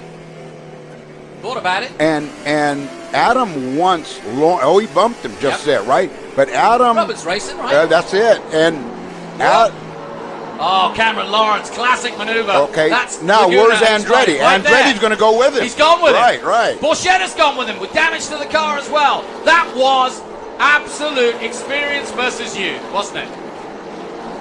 Really good racing. Now there's Andretti. Oh, go on, Adam. Stick it up the inside. If you're going to make an overtake, Adam, do it at Andretti curve. And he's done it. Good boy. But now somebody else has gone off. That was good racing for a guy who was 30th on the grid and has had a rotten weekend. Andretti scything his way through, possibly to a top 10 finish if he keeps on going like this. But we've got somebody in the gravel at the exit of 2 again. And once again, the trucks are on the track. We are under caution for the 3rd time. Willie T, take a breath. Great racing. Great. Are you coming back next week? You got it. I'm a moonlighter, too. There you go. Well, we're going to get you back in this sport, I'm telling you. I hope you're enjoying it because does it remind you of, I mean, was the racing this frenetic and this exciting when you were racing? It was, but with not so many cars. Yeah, exactly. I mean, we didn't have this lineup ever. I mean, we were 30 cars, 32 cars, but not 45. And I would argue that you probably knew who you were up against because everybody was a named driver at that point. You didn't have these 14, 15-year-olds that were kind of... Let's head down to the pits. I can hear Ben.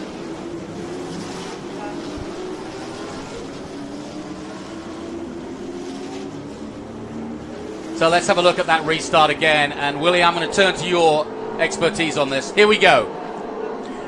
That was Matos. going by Skeen. That is Mosak. That is Merrill.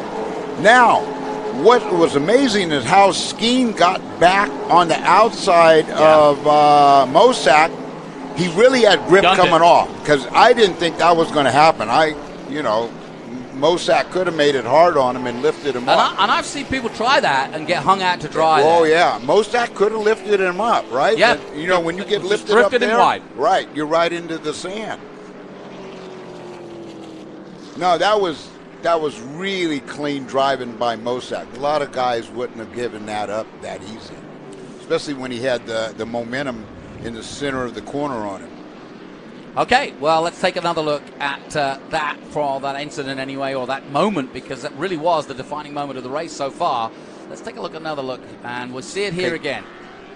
Matos got he went by him hard. Now, okay, there's Mosak is in second. Merrill's really in third, and they got Skeen on the outside, and the way Skeen did that on the outside, look at that. That's track knowledge. And he still got off, but he had the momentum on the outside to get past Mosak. But it was clean. Yeah. There could have been, in the old days, me and Truett, we'd have been doing circles. Well, let's head down to the pits once again. Scott Borchetta has been right in the mix with it. Let's hear from his crew chief. He's with Ben. Watch Stephen Lustig come in sideways. Obviously some suspension problems. Now I'm with Dylan Hellman, crew chief for Scott Borchetta. You went from 11th to back in the 20s, and now you're at 12th. What's your driver saying? A field this big, it's really hard to get a good start with so many cars. So to avoid a wreck right away, we had to spin out. But typical Scott, he chases rabbits, he battles down, and he gets them. He's doing a great job. Nice. I'll give it back to you, gentlemen, for the green flag. We're going green again, and now they've got to defend because we're under racing conditions again. And could this be the last hurrah for anybody wanting to catch the Yarrow Perils that are the three-dimensional service Mustangs? Back comes Skeen on the inside of Matos. He's not done yet. And he's got him. Well, so much for team orders. Side-by-side action between these two. Oh, it ain't over. It ain't over, is it? Yeah, it won't be decided until right now. So Matos goes back into the lead, and the Brazilian says, anything you can do, I'm going to do harder. But look at this, Mosak! Oh, what? No, it's Nachi. It's number 70. It's Brent Cruz, the youngest competitor of our young guns, coming at it. And now Merrill with damage to the front of his car, but pushing hard. Brent Cruz trying desperately to get past Mike Skeen, and we restart this race. Wow, what racing between these guys. But I can understand why the 70, Brent Cruz, wants by Skeen right now, because look, if Matos gets a lap or two under his belt with 10 to go, it's pulling the pin time.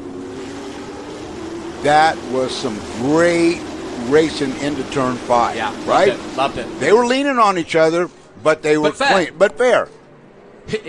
Well, some of them might not agree with that because there was damage to Merrill's front, and I think that was done earlier though, maybe at the restart. But Merrill looks as though he's got a bit of a crumpled front there, but it's not affecting his pace as they come into 11 again. It's anybody's race. The top 10, you could throw a blanket over them, Willie.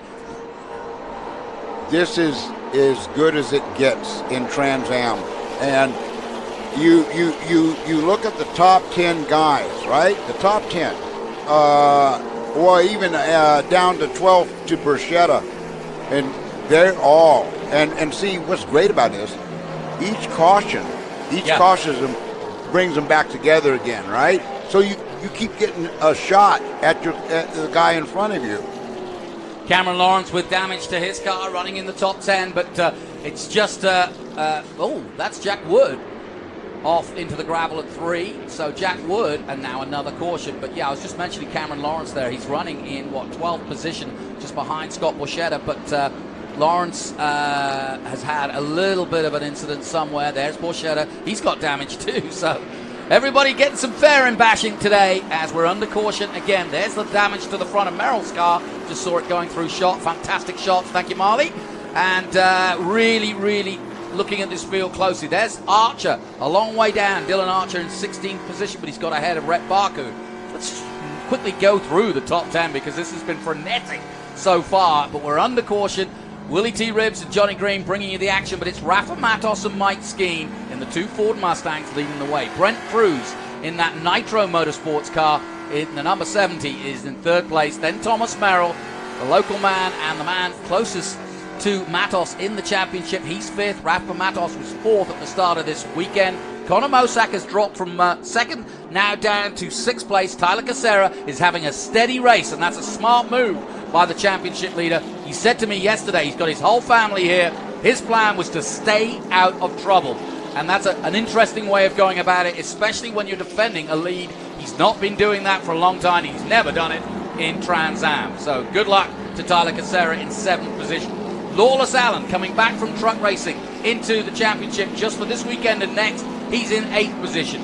Misha Goikberg, a regular here for BC Racing, is ninth. And Adam Andretti all the way from 30th to 10th place. And Willie, smile on your face when you saw that.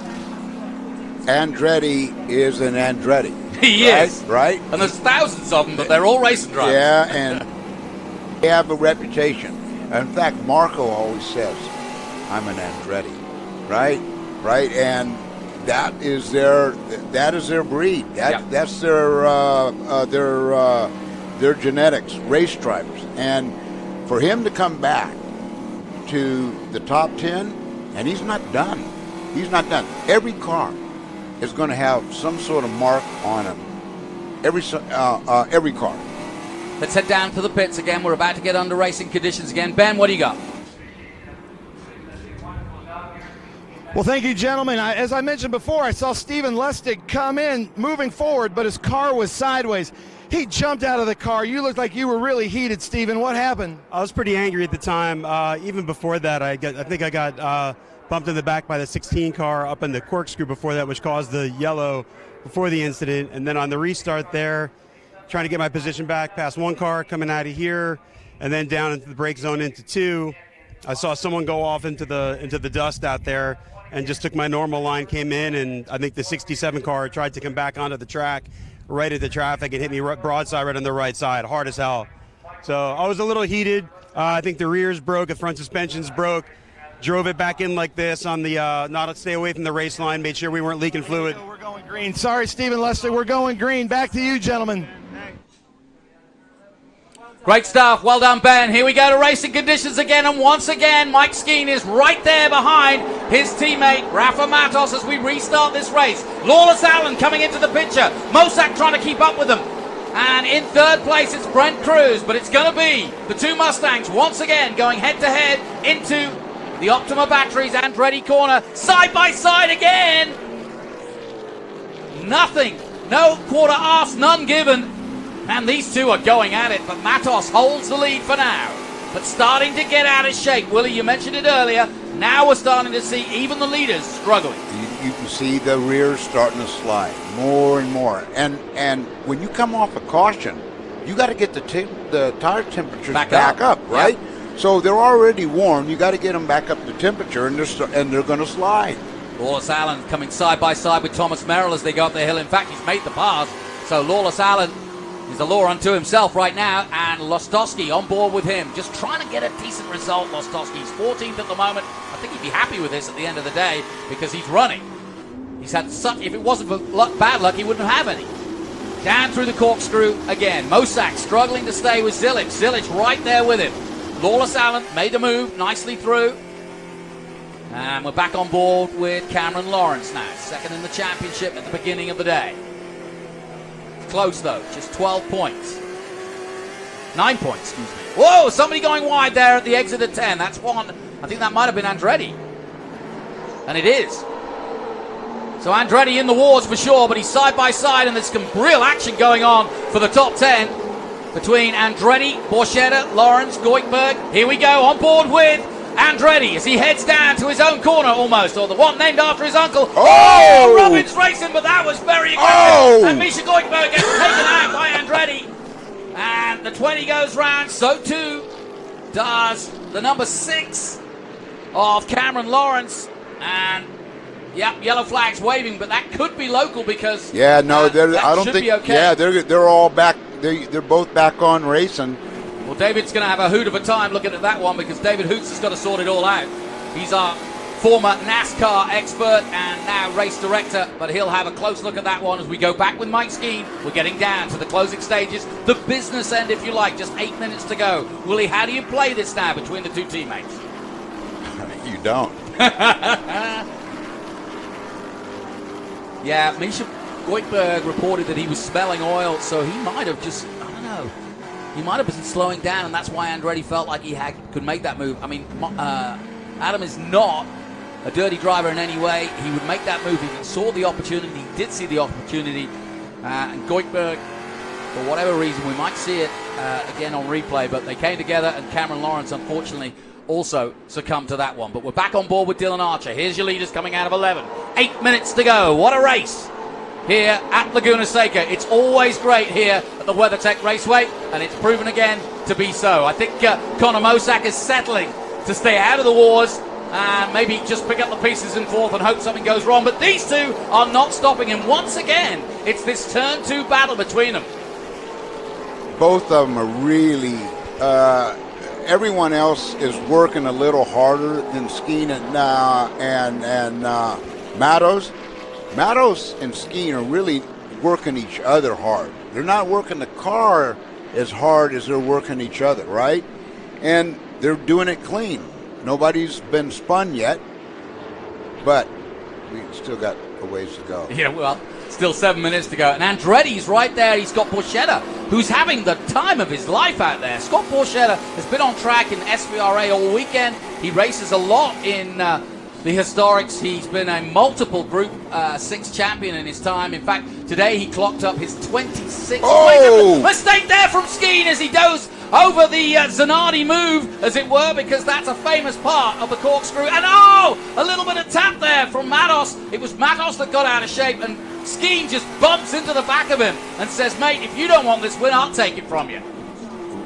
Doug Peterson, I'm glad he's in the race because he wouldn't want to be on the sidelines. They're both on ice right now. Yeah, they are. They're totally. both. If you look at how Matos' car is getting into the corner, he's skating into the corner, right? And then he's trying to put the power down, and they're both skating. I think Matos' car is a little looser than Skeen's. Well, I know who's hungriest. Matos. Skeen, though, is not giving him... I mean, they may be teammates, but boy, this is real racing. Fantastic stuff. Into 3 they go, side by side. Something's got to give. Okay, here we go. Here we go. Here we go. Into 4. Skeen breaks late. Takes it. Beautifully done. Mike Skeen, former champion, up against the current champion. Side by side into 5. Surely something. They touch again. Through goes Matos again. They will not be denied. Matos does have to relinquish the lead, and Skeen is in the lead with 5 to go. Is this all fair for you? Oh, this is racing, okay. Right? They say rubbing's racing. Yeah. Well, banging is racing.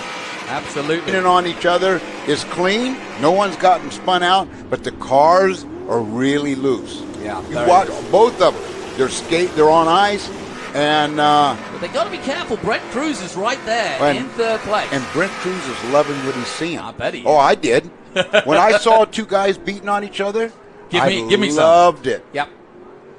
Because you just wait for the right moment, and it would be coming into Andretti again, I'm sure, into turn 2 as they come out of 11. Here we go again, and Skeen has the lead. Matos made a mistake. They've been hitting each other, and again, more racing from this with 5 to go. There's your championship leader. Hardly seen him all day, Tyler Casera, but he's staying out of trouble and staying out of this amazing race that we've been seeing throughout this 100 minutes.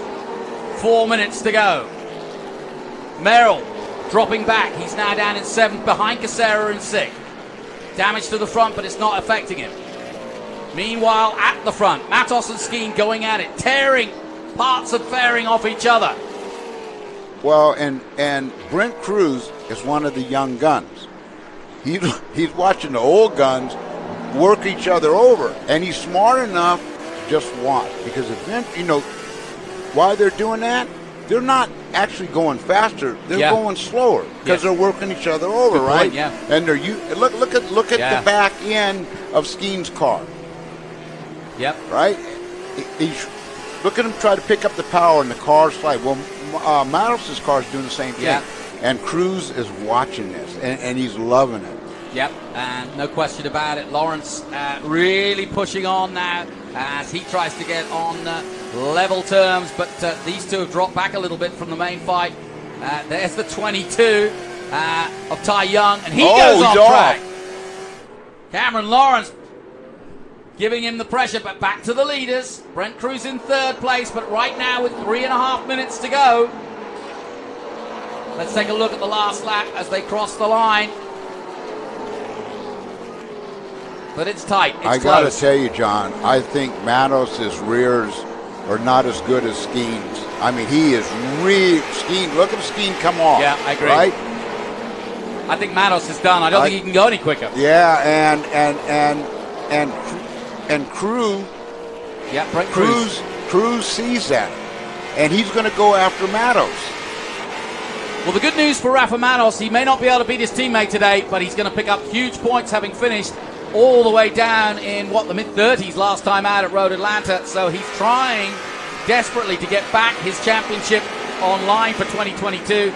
Skeen, as you say, wants another on the mantelpiece, and boy, has he worked for it today. You've got to give him kudos. He doesn't care that they're teammates. He is racing hard, and that's what we love to see.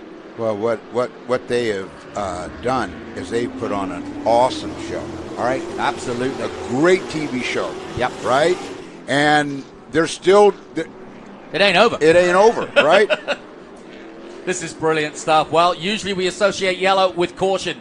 Well, with these two out there, you might well associate it with, but it's been pure aggressive racing by both of them. Now the gap is the biggest it's been as we come down to the 2-minute mark as they come out of the last corner again. Are we going to see a change in the top three? I doubt it. We might see Mosak having another battle, possibly with Zilic just behind him in the 57th silver hair car.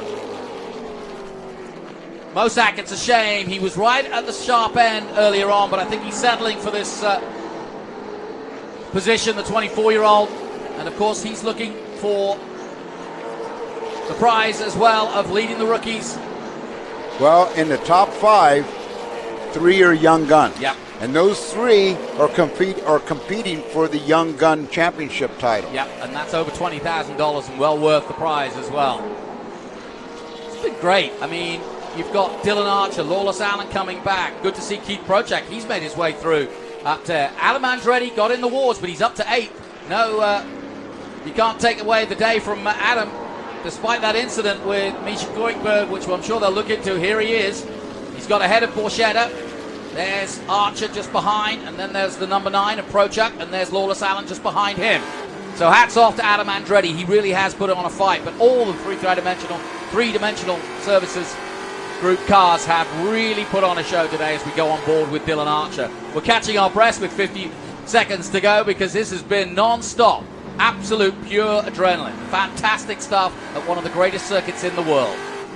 If you were to give out an award for the driver who passed the most cars, Andretti would be right there. Yeah, it's got to be Andretti and Borchetta. Yep. Oh, they were back in the 30s, in late high 20s and 30s when the race began. Final lap. Here we go then, final lap, and it is Mike Skeen of the three-dimensional services Ford Mustang team leading the way.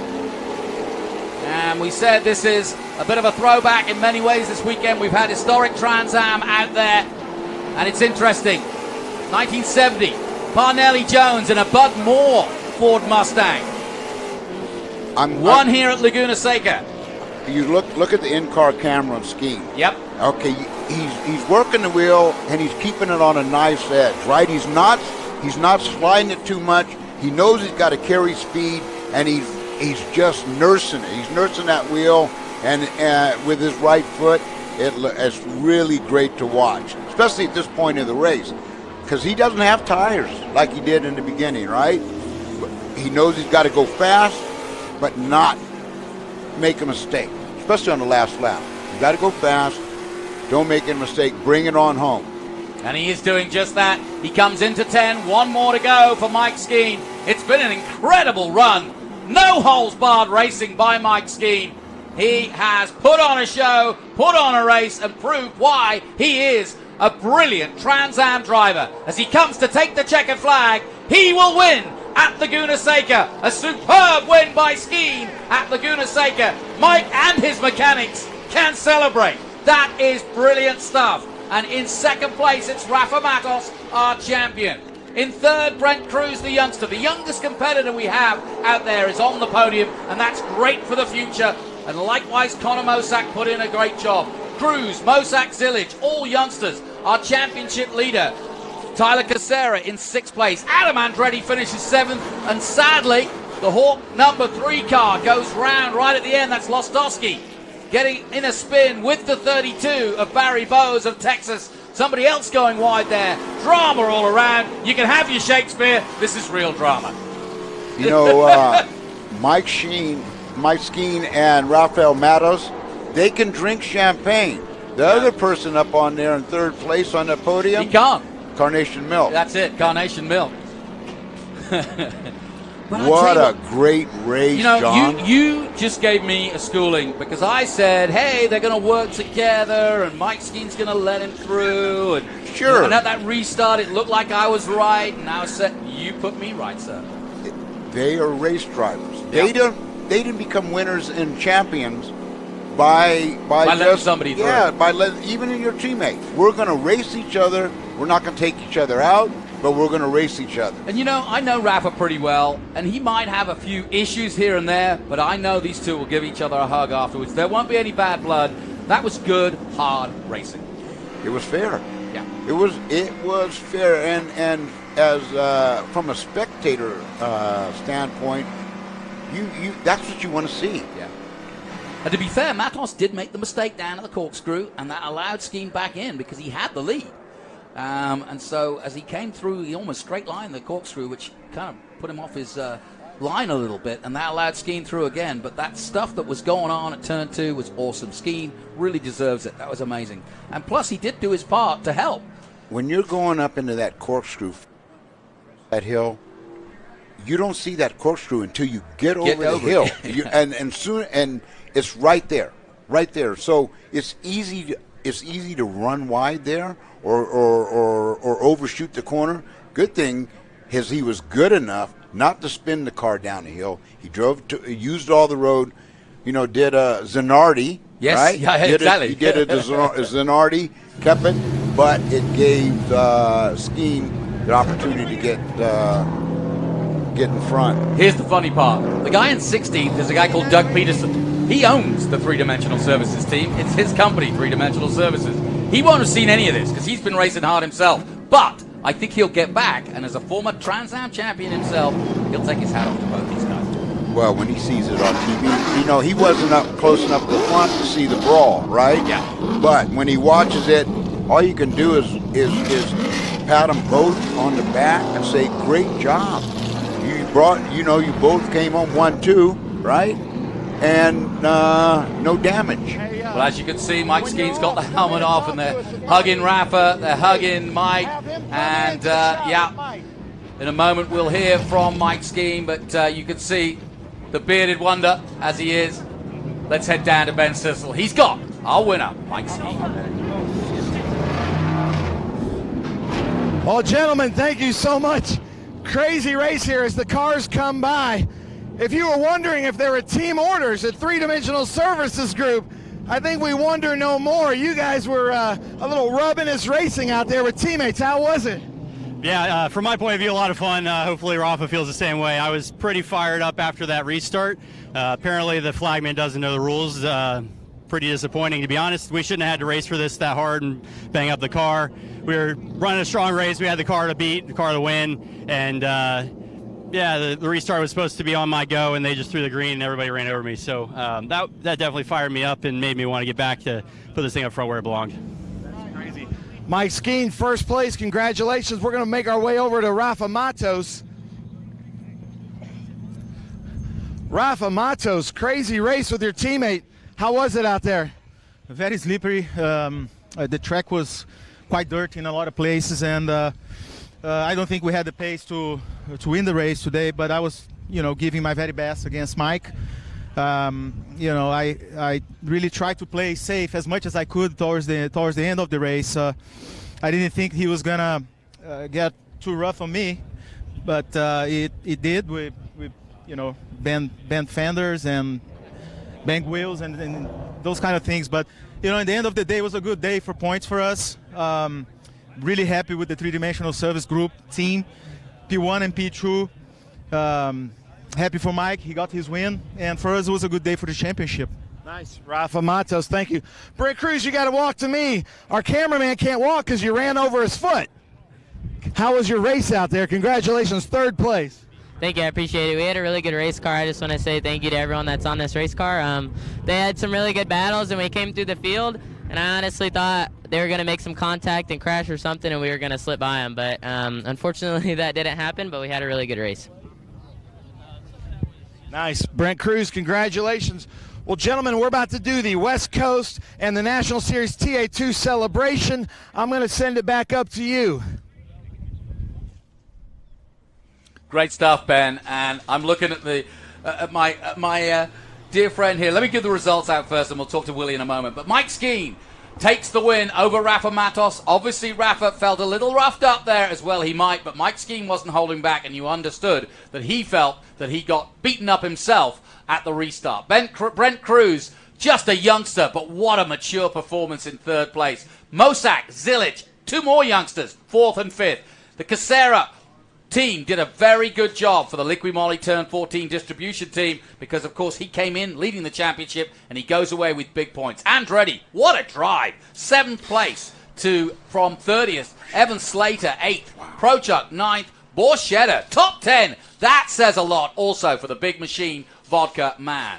Dylan Archer, 11th. Lawless Allen. Jeff Sexton up to 13th. Didn't get the qualifying he wanted, but finished well. Baku, 14th. Anderson, 15th. Doug Peterson, who owns the three-dimensional services team. Boy, will he want to watch the replay. 16th. And Jeff Holden, 17th. Ken Sutherland, 18th. Michelle Abate, our only female competitor, in 19th position, did move up the board because she started back in the low 20s as well. Cameron Lawrence, sadly, finishing down in 21st. He had a spin and there was more to come. Lostowski, likewise, at the end there, involved in an incident. Lynn, Perron, Stacy, Bose, Chad Christensen, 17th. Misha Goikberg taken out a little bit at Andretti by an Andretti, 28th. Ty Young, 29th. And Andy Kwiatkowski in 30th place. And you saw the damage to his car when we were down in the pits. John Schweitzer of the West Coast in 31st. Marvosh, Parsons, Thomas Merrill. Sadly, his home race with the parents watching didn't work out for him. Likewise for Bogadic, Wood, Konicki, Lustig, Mock, and Jim Gallagher stuck up at the top of the corkscrew. And a little further down, Tolson, Rydquist, Crandall, Fine, and Roy Fullman, sadly, not getting to the finish. But fantastic racing. Let's take a look at some of the highlights. We'll be here all night if we take a look at all of the highlights, but we can show you just what a great race that was. And we got underway with Mosak on the outside, looking for a way round the outside to take the lead. It didn't come off, and then round went Lawrence, and Zilic with him. Carl Rydquist ended up in the gravel backwards at the Optima Batteries turn, and then the restart. This was the critical moment because Skeen was swamped quite literally by his teammate and several other cars. Then it was wheel to wheel, fairing to fairing, yellow to yellow, but what a peril it was. Then Andretti coming through in a similar car, and he would cause cars at carnage as well. Lawrence and Goikberg involved. More bashing, more fairing bashing, more racing, great racing. Two very experienced drivers going at it at Laguna Seca, just what we fans love. Wow, let's take a deep breath and let's hear from Willie T. Ribs. You're back in Trans Am, watching it close up. What do you think? Intense. And I didn't know what the problem was Skeen at that restart, and I thought couldn't have missed a shift, right? Yep. When everyone jumped on him. Well, it was the flag issue, and that we couldn't see from our angle. But Matos, he's not a good loser. I mean, as Roger Penske would say, show me a good loser, and I'll show you a loser. Well, he's a racer, and he wasn't happy. Good. I'm glad you're not happy. Okay? Because if you were happy, you're not taking it serious. And but they drove awesome. Yeah, it really was a fantastic example of pure racing and pure adrenaline. That's what we love in Trans Am. Now, let's get to our chill-out moment of the weekend. It's always an interesting one to decide on this one. This is the chill-out, keep cool move of the race by our chill-out systems. And it has to be these front boys going wheel to wheel. Brent Cruz, side by side. And Skeen and Matos going at it. But how about this? Through goes Brent Cruz. A beautiful move. And back comes Skeen. Great racing throughout. That Brent Cruz. Yeah. Keep in mind, He's still got braces. 14 years old. Yeah. 14. Right? Taking on champions. Right? Big dogs. Right? He's no little puppy. No, he's not. Right? He's 14 years old doing that. That I am absolutely gobsmacked. Yep. Impressed.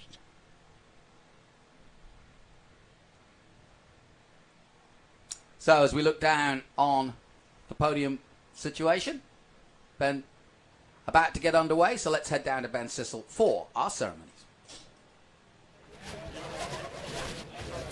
All right, ladies and gentlemen, from Laguna Seca, let's get loud. WeatherTech Raceway Laguna Seca. Let's hear how loud you can get. That is what I want to hear. We are going to start out with a West Coast TA2. There's some West Coast fans right there. I love it. So, in third place, coming out to his first TA2 race, he won it at Auto Club Speedway just a few years ago. But let's give it up, third place, Nick Racino! From the beautiful state of California. And right here. And then Esther has your beautiful Crystal Sensations trophy. And then in second place, hard fought, the number 68. Let's hear it. Ken Sutherland, here he comes.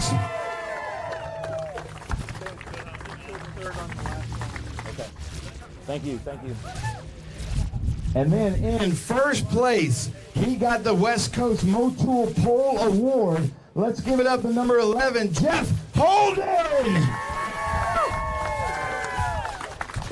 Nick Rustino from California took third on the last lap. That's the way to do it. How's it feel, buddy? It feels great. I always have a great battle with Tim Lynn and all the West Coast guys. It was a wild race. I just want to say thank you to Cole and Tracy Burr over at WeatherTech Waste Industries. Couldn't do this without them. Also thanks to Tom and Alan over at Amsoil. Also appreciate them. And thanks to Mom and Dad, girlfriend, and all my crew. Let's go. Yeah. Nice. I love it. Nick Racino with a whole crew. I love that. Ken Sutherland and Jeff Holden, man, you guys both have white with orange accents. Yeah. You're both super fast on the West Coast. You guys are probably going to be going at it all season. How's it feel? It feels great. I hope that's the way it works out because he's great to race with, and I think he was just holding up there at the end to make it interesting and give me a little shot. But that was a lot of fun, really fun race. Thanks to Cascade Sotheby's and the car owners, Kurt and Patty, and all my friends and family that are here helping this weekend. This is we were a ways back from these top dogs here, but that was a real big win for our little team. So. Nice, I love it. The navy blue hat team basically right there.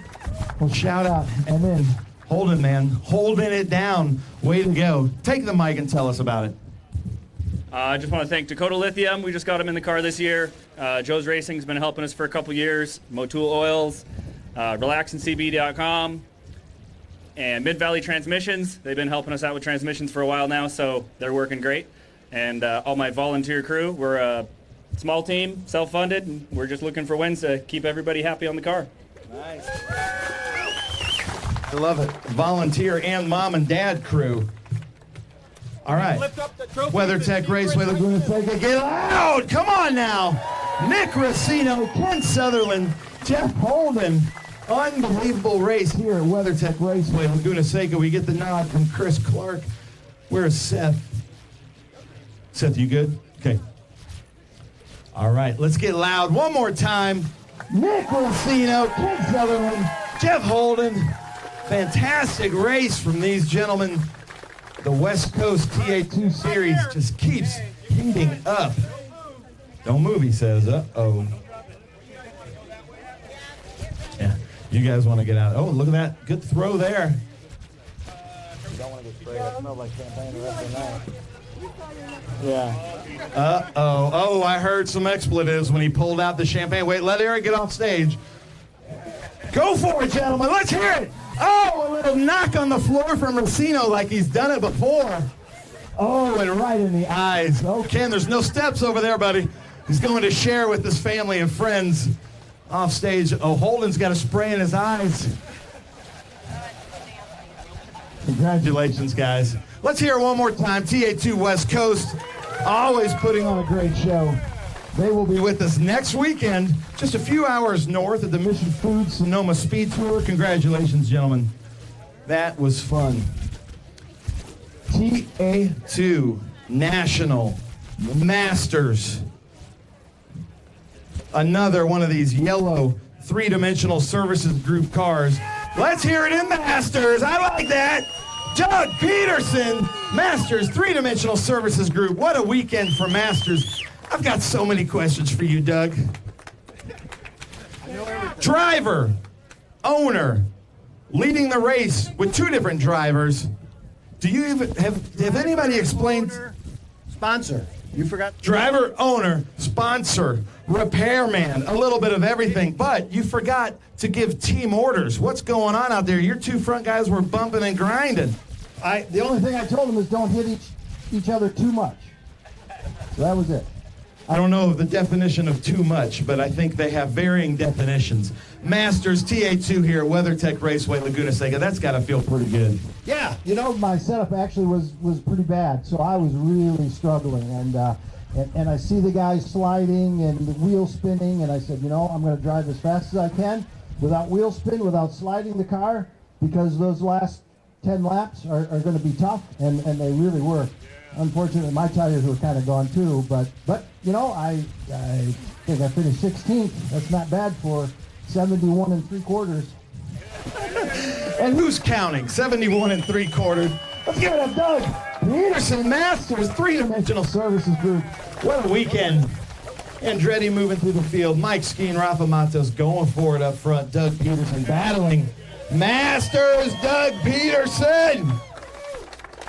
That is very difficult to do as he hands back like a gentleman to Miles from Crystal Sensation, that beautiful trophy. And Doug, I've seen your shop. You display those beautiful trophies pretty proudly, don't you? Oh yeah, for sure. They're beautiful. Yes, and he's got a collection of them, a large collection of them.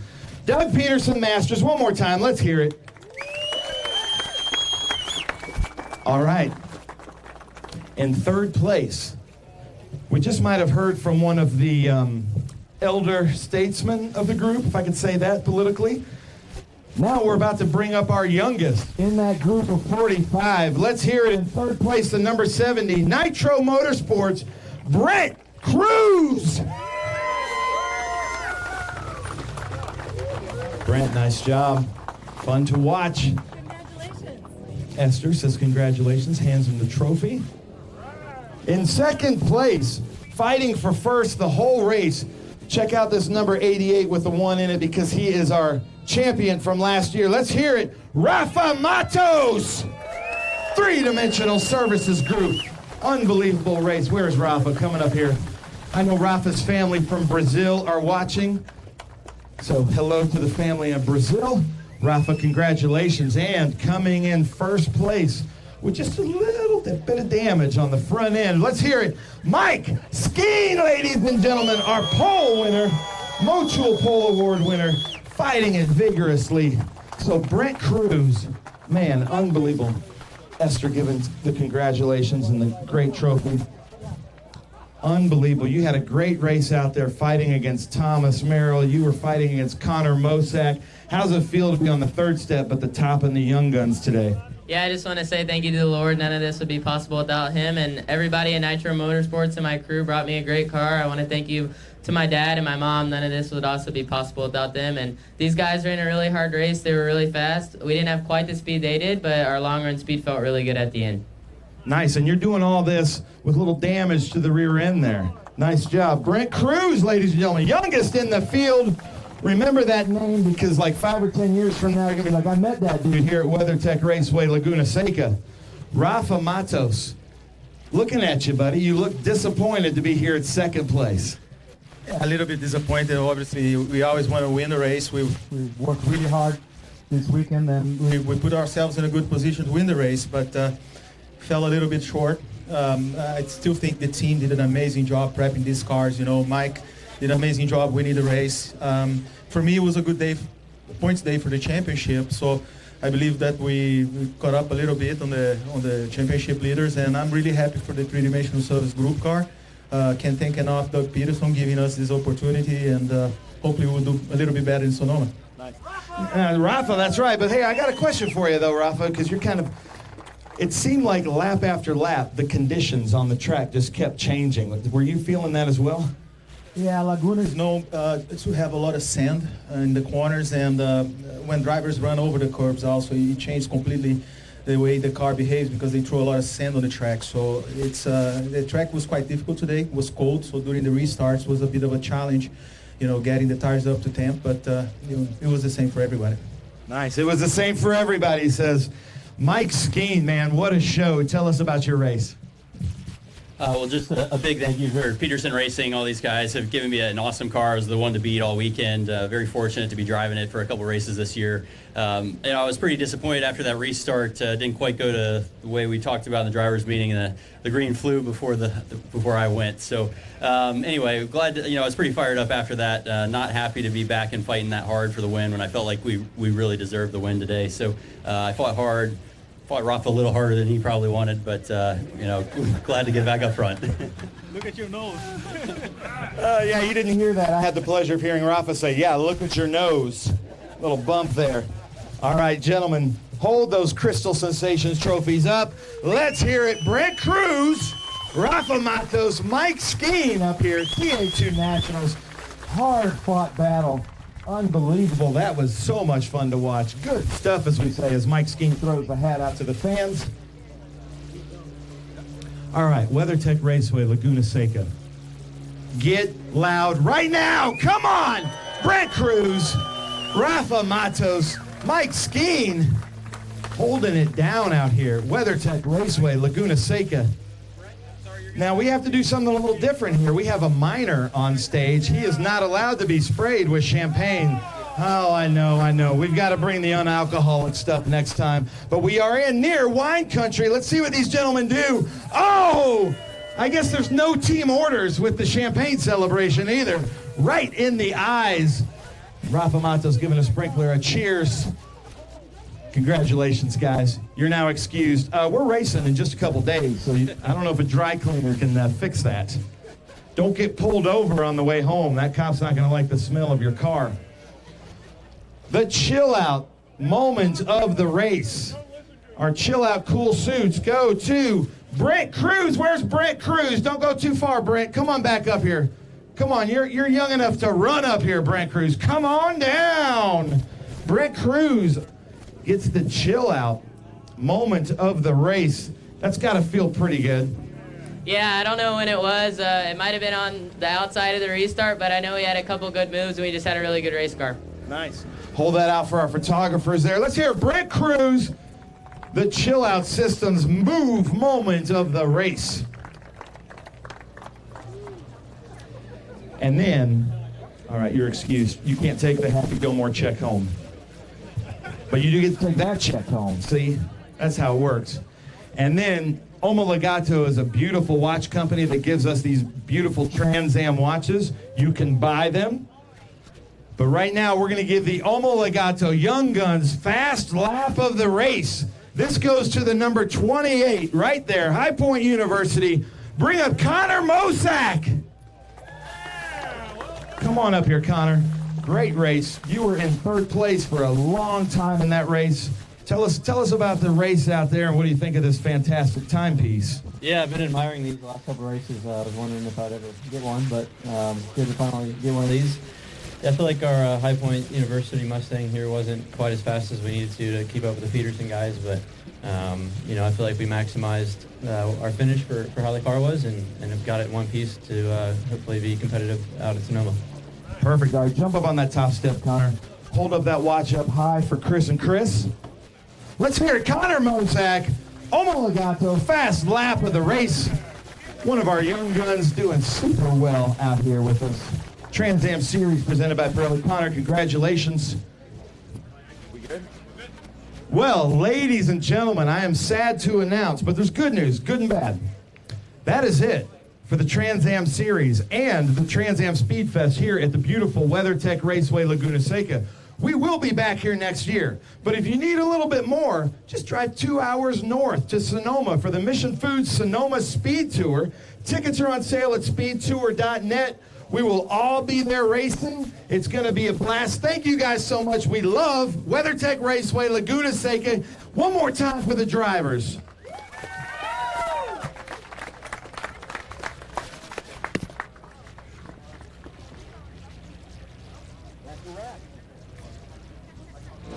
Thanks, Ben. Great stuff. And that concludes our coverage. But let's once again celebrate our Chill Out systems. Chill Out, keep cool move of the race, and it has to be Brent Cruz right in the thick of it with the two three-dimensional services Mustangs. But Brent Cruz may only be a teenager, but he didn't act like one.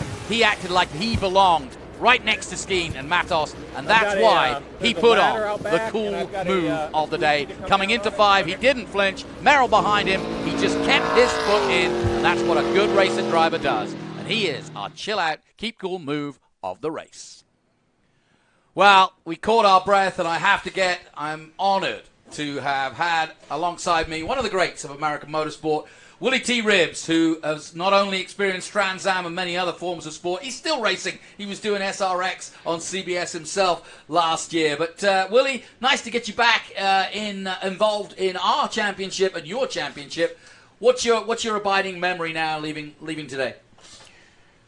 Tony Pirelli has got one of the greatest shows in road racing, and definitely in this country, in America.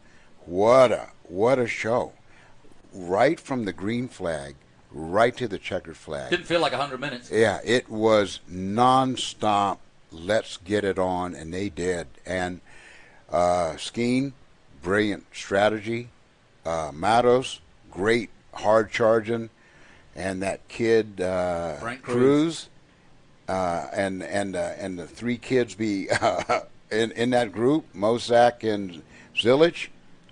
They got a future. And the future with them, it starts right here in TA2. Yeah. This is where they will be known where they've gotten their start. Just like I got my start. Yeah. Phenomenal to watch.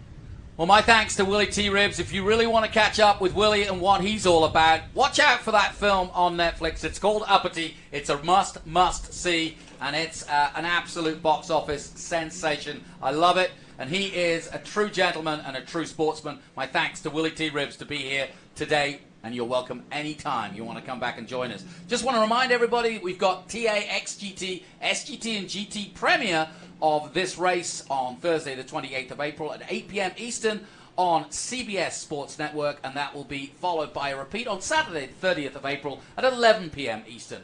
And if you're a TA2 fan, and well, you should be, the premiere of this race will be Sunday, May 1st at 6:30 Eastern, and it will be repeated again Sunday, May 1st at 10 p.m. Eastern. And while that's going on, we will be in Sonoma. My thanks once again to all the crew of Greenlight Television, and of course to Tony Pirelli and the Trans Am crew. My thanks once again to Ben Sissel, to Willie T. Ribbs. I'm Jonathan Green, and on behalf of everybody here, we'll see you in a week's time. I hope you've enjoyed our coverage today. We'll see you soon.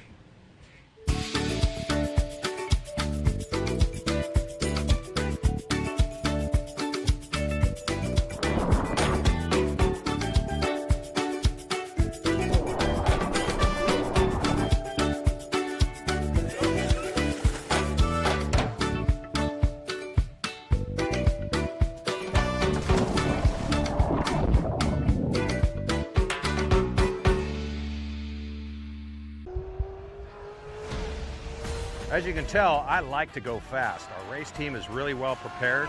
We like to look good, but we also like to dress good, and that's why we shop at Franklin Road Apparel. I own the company, and I wear the clothes that we sell in that store. So check us out. We carry all the top brands: Baldwin, John Barbados, Billy Reed, Goodman Brand, and on down the list. So come see us. Franklin Road Apparel, Franklin, Tennessee. If your tooling isn't quite ready, and you need parts, and you need more parts than just a few, or if your run is just not that big, look to the experts in low-volume production, 3-Dimensional Services. Whether it's 10, 100, or 1,000 parts, we can meet your needs. And if it's 10,000, we can do that too. 3-Dimensional Services delivers high-quality parts for short runs, 70% faster than industry standards. 3-Dimensional Services. Prototype, production, proven. Menards is the Midwest's ultimate home improvement store. Family owned since 1958, Menards is the one-stop shop where you always save big money. Get the Midwest's best selection nationwide when you shop online at menards.com. We make it easy to complete your projects around the house, big or small. From hardware to plumbing or paint to appliances, we carry it all. Visit menards.com today to save big money at Menards. Save big